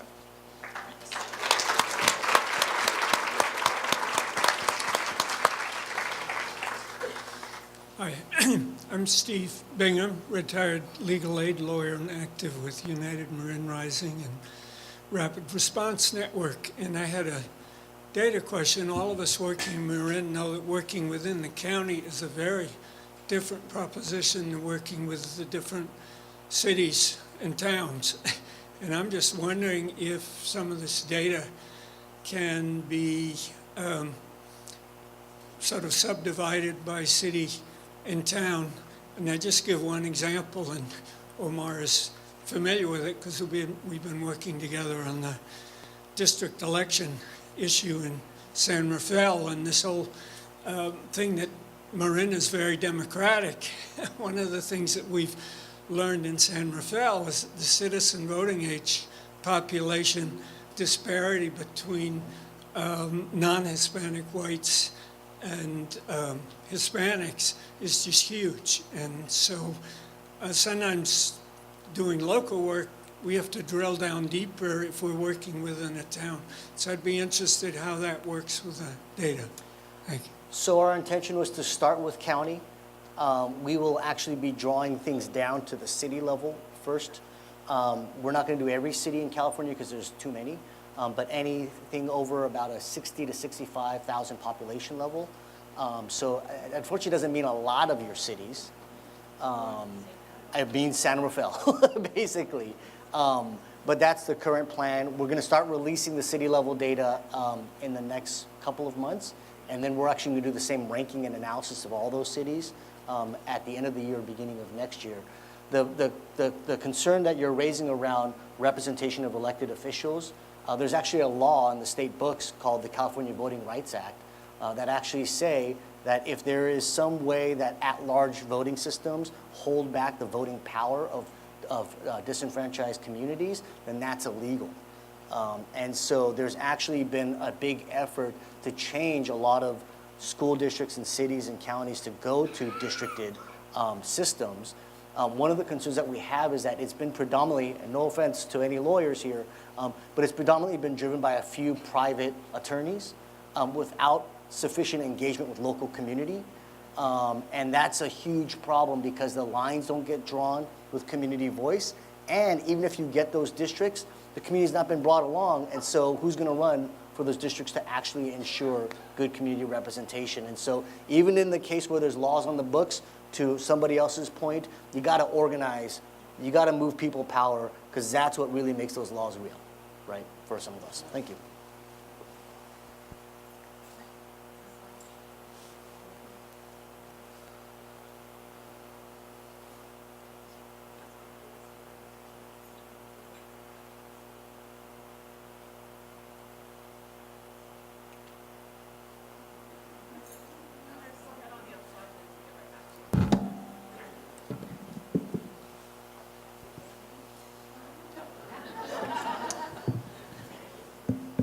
Oh, now it's on.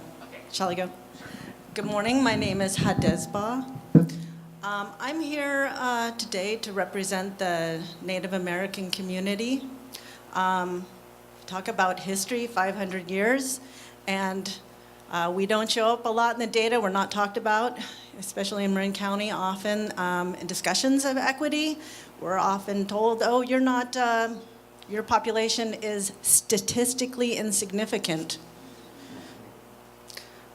And there's a historical reason to that. And I think that we should all, I don't know if you realize that as after 500 years of oppression, our population nationwide is 90% reduced. We're only at about 10 to 13% of our original population pre-contact and colonialism.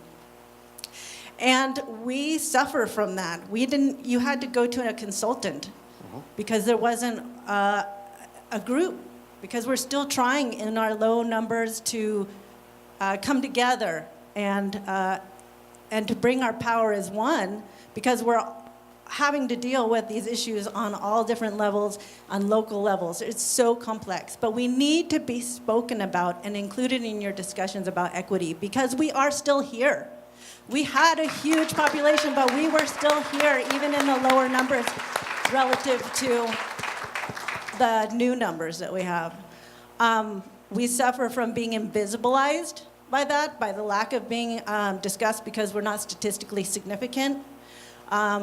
We are invisibilized by just it not being brought into the discussion. We are invisibilized and reduced and belittled by stereotypes that we all accept. And I have experienced that all the time, even in this progressive county. I'm working with a group of local Native women residents, Native American women residents, and we formed a group called the White Buffalo Women Council to address some of those issues. And one of the things we have to deal with is every day these stereotypes, whether it's in our media, our Hollywood, or even in the local Little Leagues. I'm not sure you realize, but up until this opening season, 6 of the 9 Little Leagues in this county still had Chief Wahoo of the Indians and the Braves. They're still dressing the kids up that way. Now, as some of our efforts, we're down to, I think, only 1, but they have both the Braves and the Tomahawk, so really just objectifying our culture. And they have Chief Wahoo with the Indians, so they're really stereotyping. What worries me the most is not for the Native children, because those Native children are being taught by their families that that is not acceptable. And the studies show that that awareness inoculates those children mostly to those ill effects. But what I'm really concerned with is all the other non-Native children and what that's doing to them, what's that socializing them, what's that telling them about other people of color, not just Native, because they show that also affects how those children are raised, their implicit bias. It feeds into that. And those implicit bias, which aren't spoken a lot in these discussions I see, are really important in how we interact with our fellow people. And so, just to end, we have one last Little League. That's the Twin Cities Little League. If you want to, contact them and ask them, out of respect of the common values that we all share, to ask them, please, for our children, for our county, for our whole society and culture, please do not dress our kids up that way. And I've heard some discussion that we can't afford to replace those uniforms. So thank you.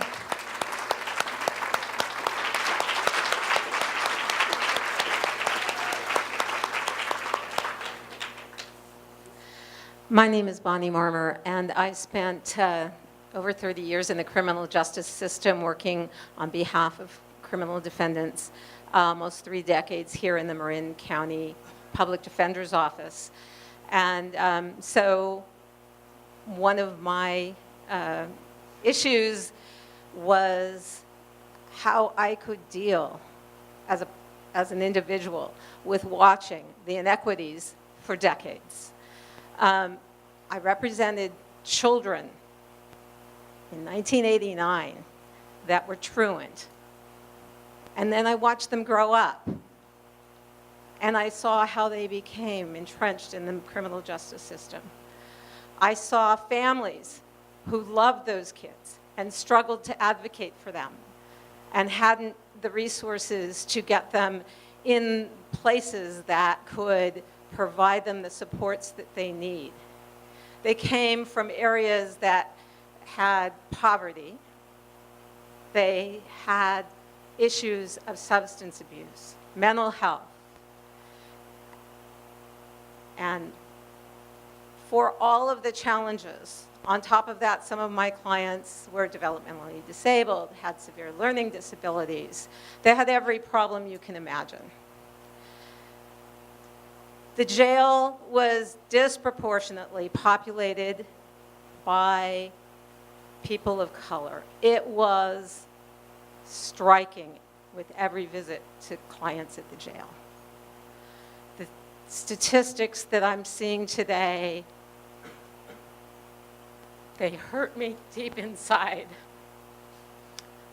I spent a career trying to change those inequities, and we have so far to go. Our Democratic county has an opportunity to vote for a new district attorney. We need to be vigilant.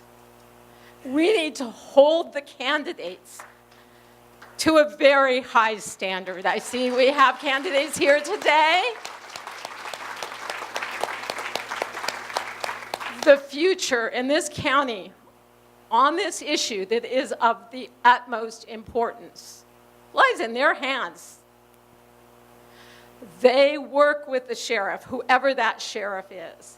And I want to know, are there any probation officers or law enforcement people in the audience here today? Who's missing from this discussion? Thank you. Thank you for being here. Thank you for bringing the message back to the people that you work with. Thank you for sharing it. Thank you for the work that you do and caring about the people that you work with.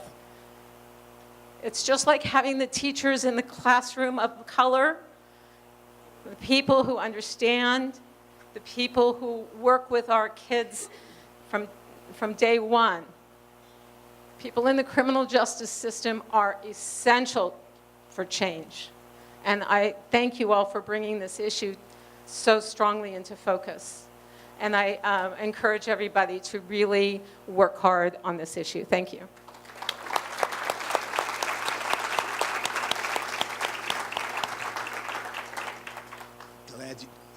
Hello. Glad you mentioned that, ma'am, because I have an announcement about the selection of a DA in a little bit. My name is Ricardo, and I run an organization called ESOGI. We've been a community catalyst, one of those non-funded entities that has existed for 18 years. Not funded, John. And we are responsible for starting the Health and Wellness Center, of which you've just witnessed one of our greater successes, Javon, and we're all proud, you know. And she has a gorgeous staff, and we're making a tremendous difference in health disparities around. But, you know, like myself personally, stopped by the police 12, 13, 14 times. You know, excuses like, sir, you don't look like you know where you're going. That's my home right there. That's where I'm going. But anyway, you know, it's a mounting thing, and I quit counting the times, you know, that we got. And the same thing about going into the courts. I look into the courts, and I look around, and 85% of the people are Latino. But I was impressed by the way when the judge said, $1,000 fine for you, and how all of them rallied around, you know, to pay those fines. But still, you know, you see that type of inequity in the legal justice system. On the 28th of April, we'll be holding Candidates Day, or what they call it, night. The 3 people that are running for DA will be there. And our team that we have to assimilate, to bring together all the type of questions and the issues, we're working daily to get these things on the table to make sure that anybody that's elected to that particular office, which is so fundamental to social justice in the county, will get the full force of coming from the community. And, you know, on the 28th, Marin City, Community Center, the Recreation Center, please come. You know, all input. My time is up?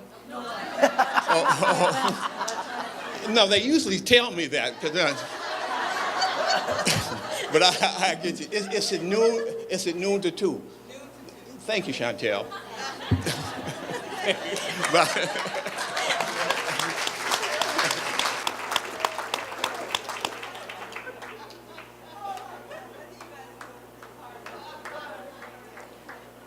Hello, everyone. I'm Sarah Hobson, and I'm with the West Marin Fund. And we're a community foundation serving communities in coastal Marin and rural Marin. And we are beginning to look at how we can have deeper conversations about equity and diversity in West Marin. And we have some differences from East Marin, we like to think, but in reality, this report reveals really what really significant issues are. So I have a couple of questions.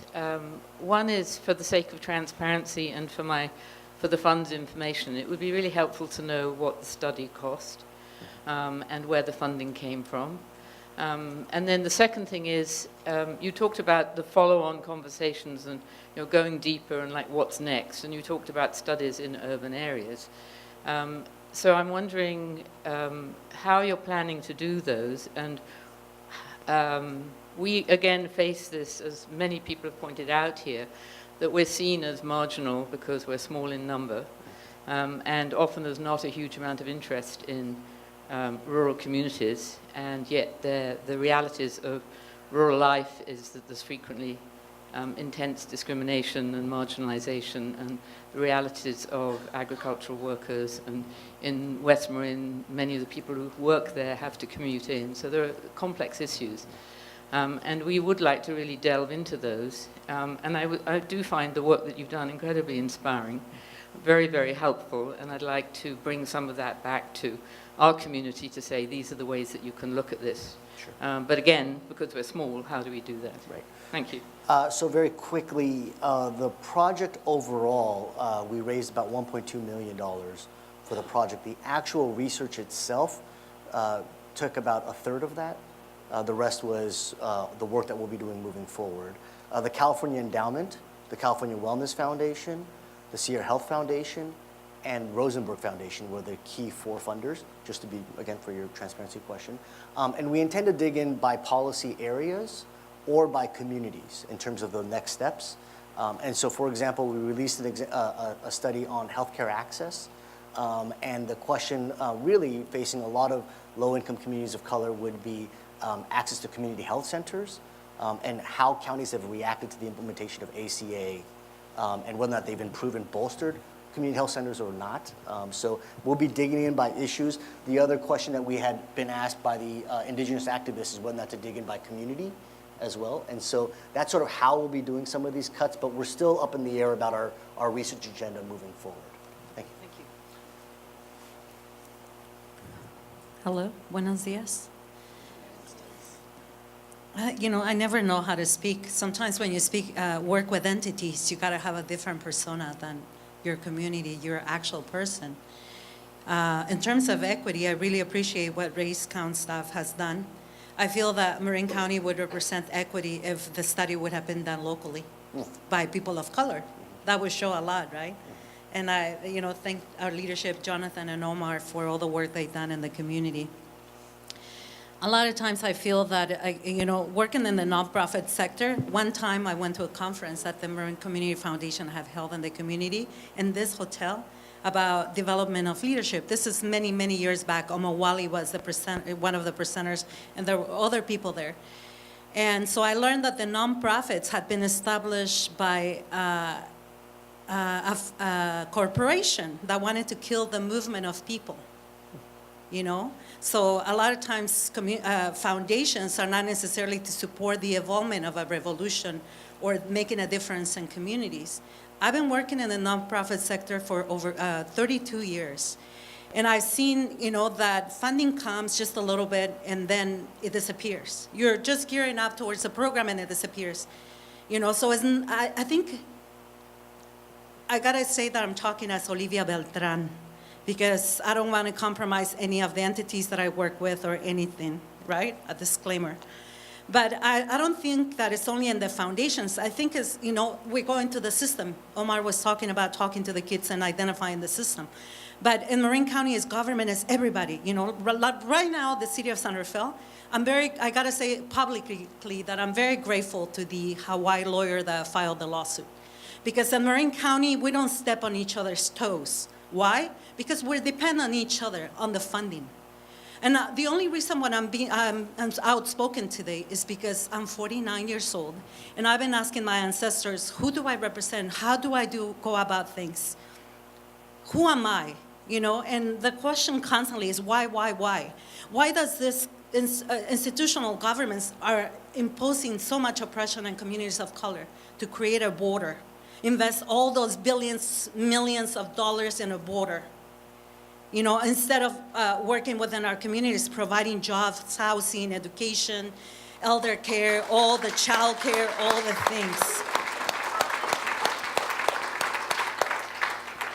So, locally, the government, we see it right now with the district elections, the city of San Rafael, they're just, the map that was done by the community members thinking about the local community, and they had the map going, okay, let's go into, Lincoln Street so we can get people that are more alike in the Canal neighborhood to really have an impact, right? But immediately they start working on the map, they erased everything, and they said, we're gonna start working from the Canal map. And then they diluted everything. So, in reality, and then the thing is, sometimes we are put in places that are committees of decision-making or advisory boards, but there's only a certain level, DELAC, CELAC, you have parents there, but you don't teach them really what they're supposed to execute. They have to execute the budget and look at what is the best interest of their kids. Instead of you have them selling cookies and things like that for fundraising modes, we all have the needs in this community, but it's when we turn the pie upside down at the national level, where we start not investing so much in military.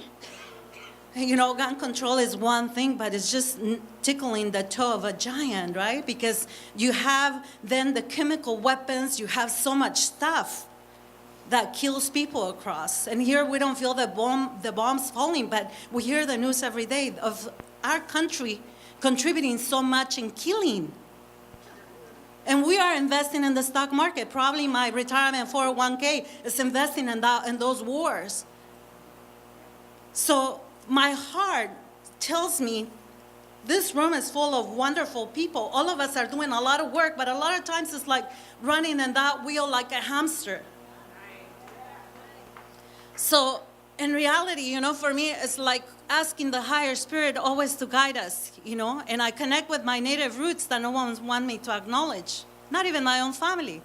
I gave my kids Native American names, and my mom goes, why do you name your kids like that? It's so complicated. You should name it Maria or Cynthia or something like that, Their name is Tonantzin and Tonatiuh. And they grew up in this society, and they had a hard time with their names. So they named themselves Maya and T. With that, I just gotta say that all of us have a bunch of healing to do. And that I pray for Trump to connect his heart, his spirit, his soul, and all the people that are along his team, because it's not only him. The supremacists that have been in existence and empowered for ages and ages. How do we battle that? So it's just not dividing ourselves here because you're black and because I'm white and because I'm brown and because I'm purple, but it's just uniting. How can we work together and bring in resources that make a difference for our communities? Not because I'm immigrant. I'm not an immigrant in the first place. I was in this continent. My people were in this continent before the white people arrived.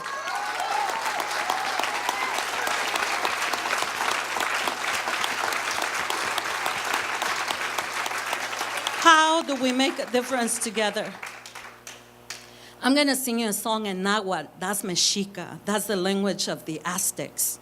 And I tend to forget it a lot of times, and I think it's in my head today.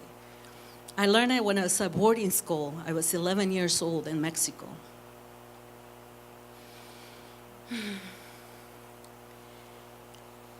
Jati walawe tonansi Maria campamo soya wisochil Kipantico setonana Kimuyolo setilana Kipantico tonansin Para tus macamo bendición Te pensontle te pensero campamo soya wisochil Kipantico setonana Kimuyolo setilana Kipantico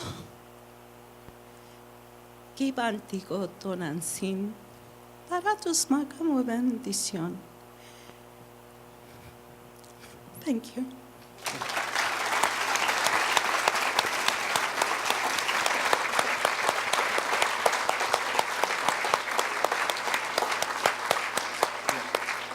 Let me, Well, that's, if I can, before you. There you go. Testing, 1, 2, thanks. So, thank you, Olivia, for your passion and speaking your truth to us all right now.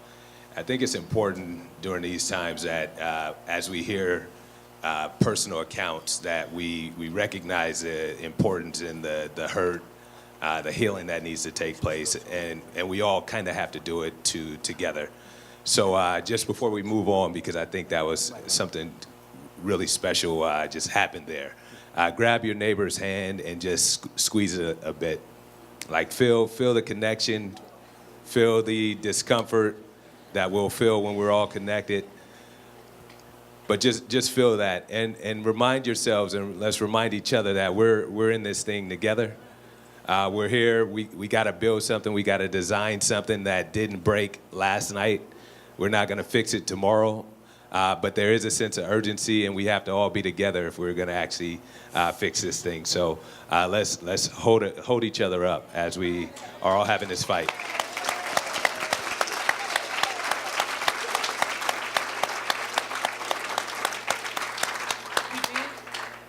We do have some solutions, some action steps to get to, but I don't want to cut anyone off that wants to speak. So let's try to make a short statement, and then we'll get back to John.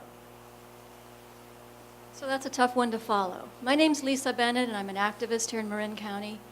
And the only way to follow what Olivia just did so beautifully is to start with a land acknowledgement that we are on Native American land, Miwok land.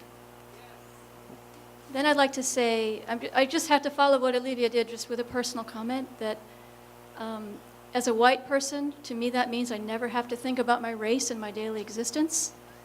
And there are many here who do think about their race in the daily existence. And if we are going to be allies to people of color, we have to acknowledge this difference and hand over power to people of color and let them have the voice and amplify that voice. That's it.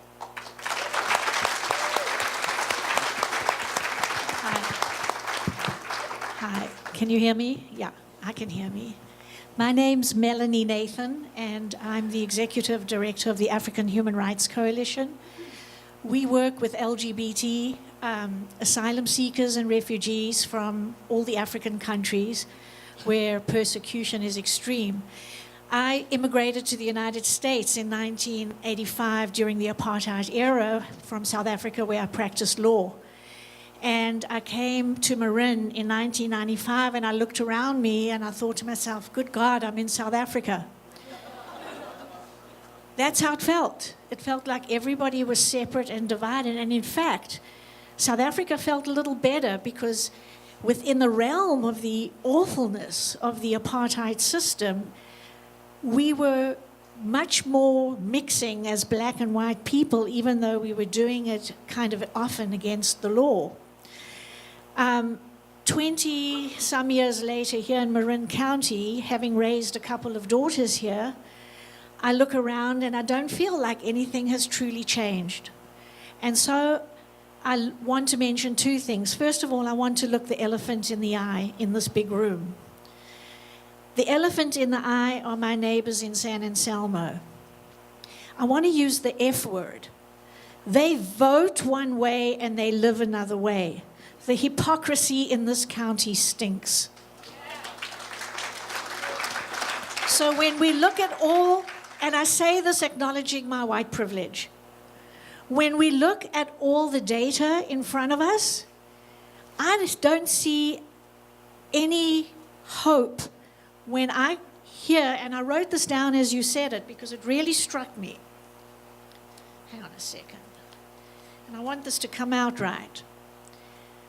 We have a great democracy ranking, but it reflects poorly on us as a community because clearly we have failed in our policies to mitigate the disparities in all the other realms. That's the bottom line here. And so it's more than just voting. Look at the representatives that are coming out for us to vote. Are these even the real people? I don't know. I haven't looked enough into them. But I do know that we are pulling from a pool of people who are unworthy of correcting these disparities because the people themselves refuse to live their talk. That's my problem. Now the question is, how do we reach out? How do we change hearts and minds? As a member, as an open lesbian, vice president, past vice president on the board of San Francisco Pride, I know what it took for us as LGBT people to open hearts and minds. But I don't know how we can change people's ways that are so entrenched. But I will say one thing in parting, and that is, I'm thankful to Donald Trump because you know what? He's put us in the gutter. And America is like an alcoholic. We have been chugging on the bottle of bigotry for way too long. And now's the time to lift ourselves up out of it. We can stay in the gutter or we can rise above the gutter. Each and every one of us needs to speak to our neighbors. This is not enough. Thank you.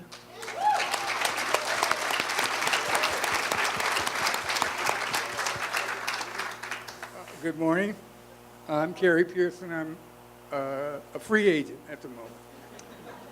I wanted to thank the Advancement Project and to especially commend John Logan for his remarks about inclusiveness. As we look around the room, we could see we need a little more ethnic and economic inclusiveness right here, right now. I also wanted to say that I love the presentation and the charts, particularly the chart about where we are and where we need to go. And I think that because our population is so small, it's really not right to compare us to LA County, 46,000 Latino families. Our population is so small here, we can move the bar by just being consciously determined to do so. It shouldn't take, our population is microscopic. We can't affect the democracy. Our numbers are too small. But we can make economic change, educational change. We just have to dedicate ourselves to it. And using that inclusiveness tool and getting engaged, this meeting should look a lot different. And as we go forward, the leaders of these efforts need to particularly be inclusive. We can't look like the Bureau of Indian Affairs making decisions on behalf of others. And I just want to thank you and hope this work goes forward.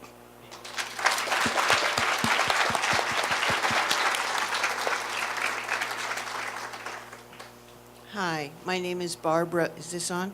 Okay. Barbara Bogard. I'm a member of a lot of organizations, so let me be clear. I'm only speaking for myself here. I'm not representing any of the organizations that I'm involved with. One quick comment. We need to do more than vote. Many of us would like to see a different sheriff, but no one is running for sheriff other than the one we have. So we need to go back and figure out how to recruit better people to run for these offices. But what I really want to talk about is a specific issue on the ground that we can make a change about and need to make a change about right now. And this has to do with housing, it has to do with health.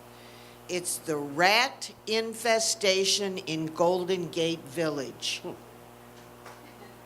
If you're not aware of it, these people have been living for years with a horrible rat infestation that impacts their lives, their apartments. They can't keep food. Their stuff is being destroyed. They're awake all night from the noises. You know, there was a rat infestation in the cafeteria at the Civic Center, and it took them less than a month to fix that problem. It has not yet been fixed for many years in Golden Gate Village. I wonder what the difference is. We're hearing a lot of talk, we're hearing excuses. Oh, all the people have to do is report it and we'll take care of it. No, they have been reporting it. This is an emergency. We need to act like it's an emergency and fix it now. This is a place where we can make a difference, and we need to make a difference in this issue now. Thank you.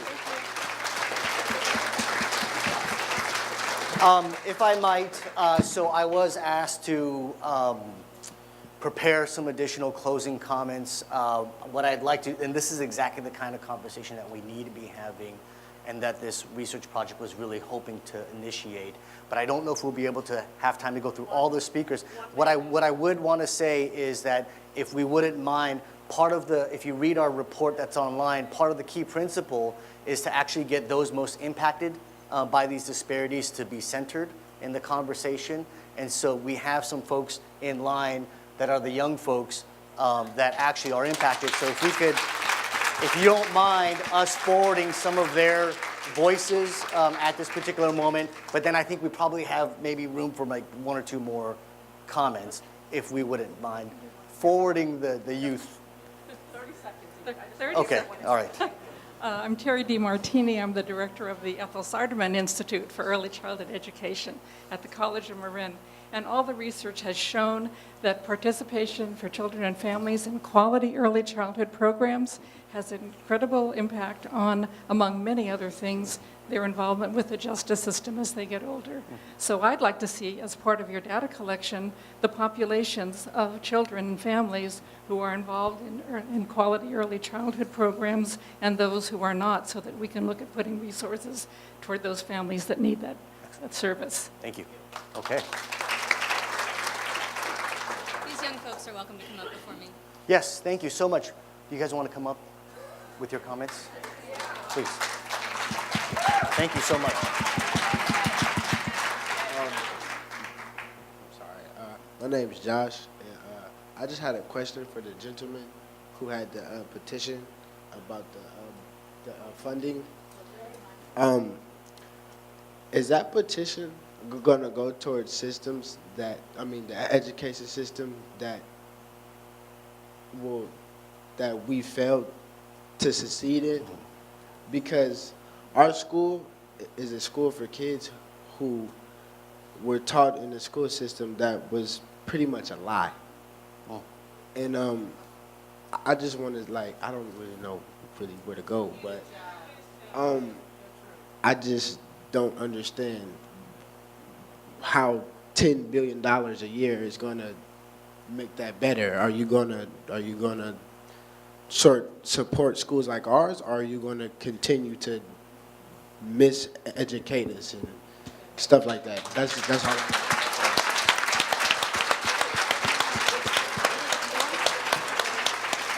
Okay. My name is Kwayama. I go to the Marin City Health Clinic High School, you know.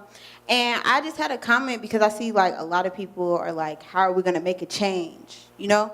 And really what I want to say is the change starts within you, all of us.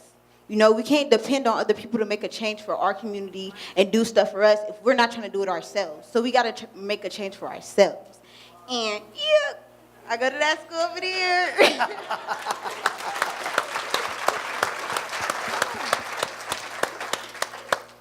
Hi, my name is Stephanie, and I would like to say that we're making a change by being the first all-black, all-colored, African-American school in Marin County.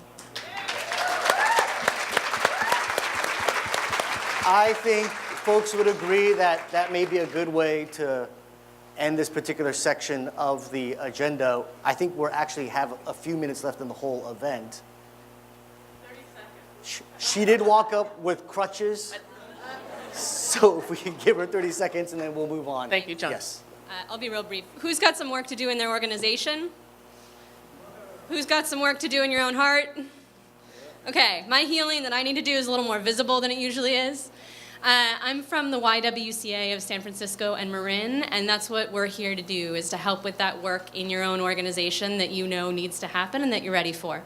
We got a program called the Inclusion Inventory where we help you walk through a strategic plan around how to actually make concrete changes.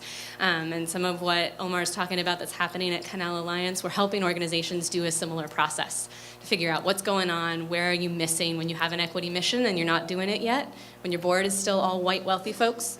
How do you make that difference? That's what we're here to do. Thank you. Okay. So, thank you so much, Omar and Jonathan. I apologize. Thank you. Let's give these leaders a round of applause. Thank you so much. All right. Okay. 30 seconds. Just in 30 seconds. No, please. Hi, everyone. My name is Vita Flores. I'm a consultant for the Marin County Elections Department, and I'm here today to say that we still have 20,000 eligible voters that can participate. But we need more than just the 10 people in the office to register voters. It's going to take all of us to reach into our community and talk to people and register voters and pre-register 16 and 17-year-olds. That being said, I wanted to let you know that even though we have very high numbers from the data that we just saw, we can go to the California Civic Engagement Project.org and drill down the numbers to who actually voted here in Marin County. So we found that we registered more Latino voters, but the Latino voter turnout was actually less overall in the 2016 election. So we have much work to do. And I wanted to also let you know that my interest is people getting involved in voting, but if you don't graduate from high school, you'll have a lesser chance of voting. If you don't graduate from the 8th grade or stop paying attention, then you will not be a good citizen. And if you do not pay attention in 3rd grade, then you are lost to the election system, and there's much data to show that. So after all of this, I just wanted to bring it back and say that we have much commonalities, and we were talking about Rosa Parks in the very beginning. Well, my mother, Inez, the Mexicano from Utah, was the original Rosa Parks. So this is before we called ourselves Latinos, but we are Mexicanos. We have much to talk about and many commonalities to lift ourselves up together. Thank you. I'll make this really fast. I'm Don McCrae. I'm an independent business consultant here in the county. I've been here about 5.5 years. I moved from Orange County. Please don't hold that against me. I served on the Workforce Investment Board for 18 years, which is job training, job development, et cetera. My question is, where is business in this discussion? Do we have any leaders here from the Chambers of Commerce or from the Marin Economic Forum? No. That's a huge piece that I think is missing from this discussion, because that's where the internships come from, that's where the jobs come from. Thank you.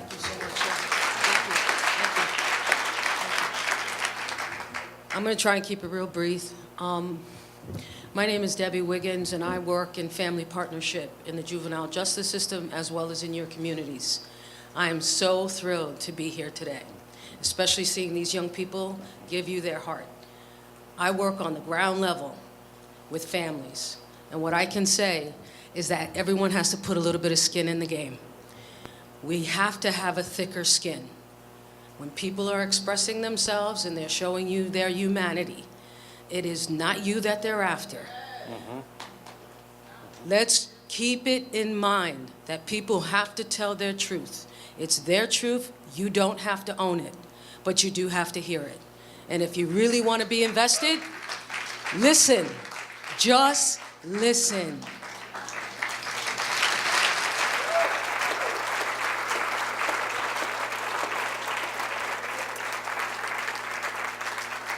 Okay, so I'm going to try to close us out. We were asked to present how to solve these problems. And that's just not going to be what we do today in terms of from this stage and from a person flying up from LA last night. All the solutions absolutely are here in this room. The creativity, the generative kind of work that you all need to be doing is here in this room. One of the things that I just wanted to note is that to think not just about specific policies, but what are some of the dynamics, the change directions that you guys need to be considering and thinking about to contextualize your move forward. And I'm going to do this very, very quickly. One thing about it is indeed to think about systems. Okay? In the 1960s, we framed our fight between individuals, an absolute good and an absolute evil, and yes, in the 60s, that was the case. Okay? You had the Bull Connors, you had the Dr. Kings, and it was this battle between individual titans. What we're dealing with now is actually old systems that were designed for a bygone era. Some of the outcomes that we've shown in these charts didn't happen by accident. They were designed to create these outcomes, right? Because, you know, we are inheriting, right, systems that were built 40 years ago, and our demographics and our values have completely changed. And so what we need to be doing is no longer being okay with the status quo and consider ourselves as the new founding mothers and fathers of a new California, right? We need to kind of take what systems we were inheriting and shift them over to think about the kind of outcomes that we want now moving forward, okay? The only problem with this is that the status quo is wildly addictive. People love the status quo, and it's hard to match your values to the actual effort it takes to move the status quo, but we've seen it done, right? And we can actually design the systems with the outcomes we want now. The other thing that we should consider is the overall ecology, right? The criminal justice system, the education system, the health system, the housing system, these are all intertwined, okay? We do too much work in one system or another. The fact that a health clinic decided to open up a school is extraordinary to think about what the intersections are, and we encourage you all to think about the whole ecology, about how these systems are interconnected. The last thing I would say about this ecology is you're outside of government. Build up the ecology of your outside of government. We no longer think that we should just be relying on that well-intentioned, you know, elected official, right? Because every elected official that gets in there will tell you after 10 years that they don't have enough power to actually make the change by themselves, right? We've had an issue one time, the governor of California, we lifted up an issue about school overcrowding and how it was impacting lower income kids of color. He said, I want to change it, I can't do it. This is the governor. He said, sue me. Please sue me. Right? If you do that, then we can start making change. So the inside and outside is wildly important. Therefore, this community needs to invest in community-based organizations for the long haul on the outside to really grow your tapestry. Okay? Just want to think about dynamics, right? Think about systems at this point. Think about your approaches. How do we go more upstream? Right? How do you prevent, then incarcerate? Right? Someone mentioned early care and education. It's proven. A Nobel Prize-winning economist said you have a 1 to 7 cost benefit. Okay? You invest in early care and education, you invest $1 there, you save $7 down the line. Okay? So go upstream as much as possible. Looking at Proposition 47 as an opportunity, the fulsome implementation, you all can talk now about, hey, there should be fewer folks incarcerated given Proposition 47. There should be beds that are no longer needed in your jails. There should be savings from those dollars. Grab those dollars and move them into community services. Okay, so go upstream, right? Also, flip the script on equity and equality. We've had an inequity in burdens in particular communities. We've had an inequity on benefits away from particular communities. Okay? What we're saying now is you have to have an equity for benefits and an equity for burdens. Okay, what that means in some ways is that, hey, when we look at benefits now like school funding, right? How do we use data to target the particular schools so that they get more than they need to deal with these historic disinvestments? Okay, I'm doing this very fast, but at the same time, you have burdens like how are we going to build affordable housing? And I will tell you the biggest problem right now is that people don't want it in their neighborhood. They love the idea of affordable housing. They don't want it in their neighborhood. And so you have to have some equality and burden sharing. Have every single city take its fair share. Have every single county supervisor take its fair share. Okay? There are ways to flip the script on equity and equality in terms of burden sharing and benefits. And the last thing is that, we don't have always the right tools for the right problems, right? I skipped school when I was in high school. I never saw the back of a police car. I saw my mom being mad at me, and I saw a counselor, right? That's what we need to be focusing on. Get the right solution, invest in a wide array of tools to solve the right problems. Right now, we only have a few tools, police being one of them, and we use it everywhere we can, right? And so we need to diversify our tools so we get to the right place. I'm going to skip through all this stuff. These are campaigns that were launched to actually push equity dollars into high-need schools. This is an effort in the city of LA. Every single council member had to agree to take on their share of homeless housing units. Okay? So how do you be equal about burden sharing? How do you be equitable about benefits? Think about your decision making. You're going to have to share power on your decision making on the inside and out. How do you think about participatory budgeting? How do you truly staff and resource community engagement? I can't say this enough about building community voice and power, right? You need to have that tension, that back and forth, not just the sort of, hey, as long as we have a token this and a token that, but actual real engagement and real power sharing is what we need. I'm going to keep moving on. This is an actual project where actually these folks in South LA designed out, they actually mapped out where they felt unsafe, where their assets were, and they sat down with the mayor's office to actually say, here are the things that need to change. Okay? That kind of engagement is possible, right? This is the community's data about where they felt unsafe. Okay? What's wild is just how it's everywhere. Okay? And then the community said, hey, these are our assets, and this is what we want to do. After 5 years, the crime rate has dramatically decreased in that neighborhood, right? That park, we should just be infested by, crime and drug crimes, is now the site of amazing festivals. Okay, so there are ways to change your decision making and engage folks. And then, lastly, think about your narrative. What is the story you tell yourself about Marin? Whose stories are included? How do we account for some of these disparities? Do we have the voices of the indigenous? Do we have the voices of specifically the African American community by gender? Right? How do we create a different kind of narrative for Marin that on one hand takes into account our history, which may not be easy, right? But can free us if we're straight up about it in terms of how we move forward. Okay, so we have been finding that as we've been going around county by county talking about this data, people want to think about their narratives. People want to think about their history. How do they become truthful and reconcile their history? And then how do they develop a new, different kind of social compact for their region? How do we think about shared prosperity and a new multiracial social compact, right? So the narrative side is important. So think about your systems, your approach, think about decision making, and think about your narratives, okay? These are just sort of broad dynamics because we are not here to prescribe to you guys what to do, but we want to just share what we've been seeing in other parts of the state to address some of these things. Okay, and with that, I'm done. I've been up here for too long. Let me just end with this. We could do the job, or we got to get out of the way. Okay? It's not about whether or not you are at fault. It's about the systems that we've inherited and what we got to fix them and then to pass them on. Because if we don't do the job of actually fixing this, my daughter is right there waiting, right, to protest all of us, right? And so I think about this day in and day out, right? If I'm not doing my job to move the ball, right, I got to get out of the way, okay? So we have leaders here. So I would recommend folks speaking to our youth leaders here and speaking to one another. But with that, I think we're good. Thank you so much.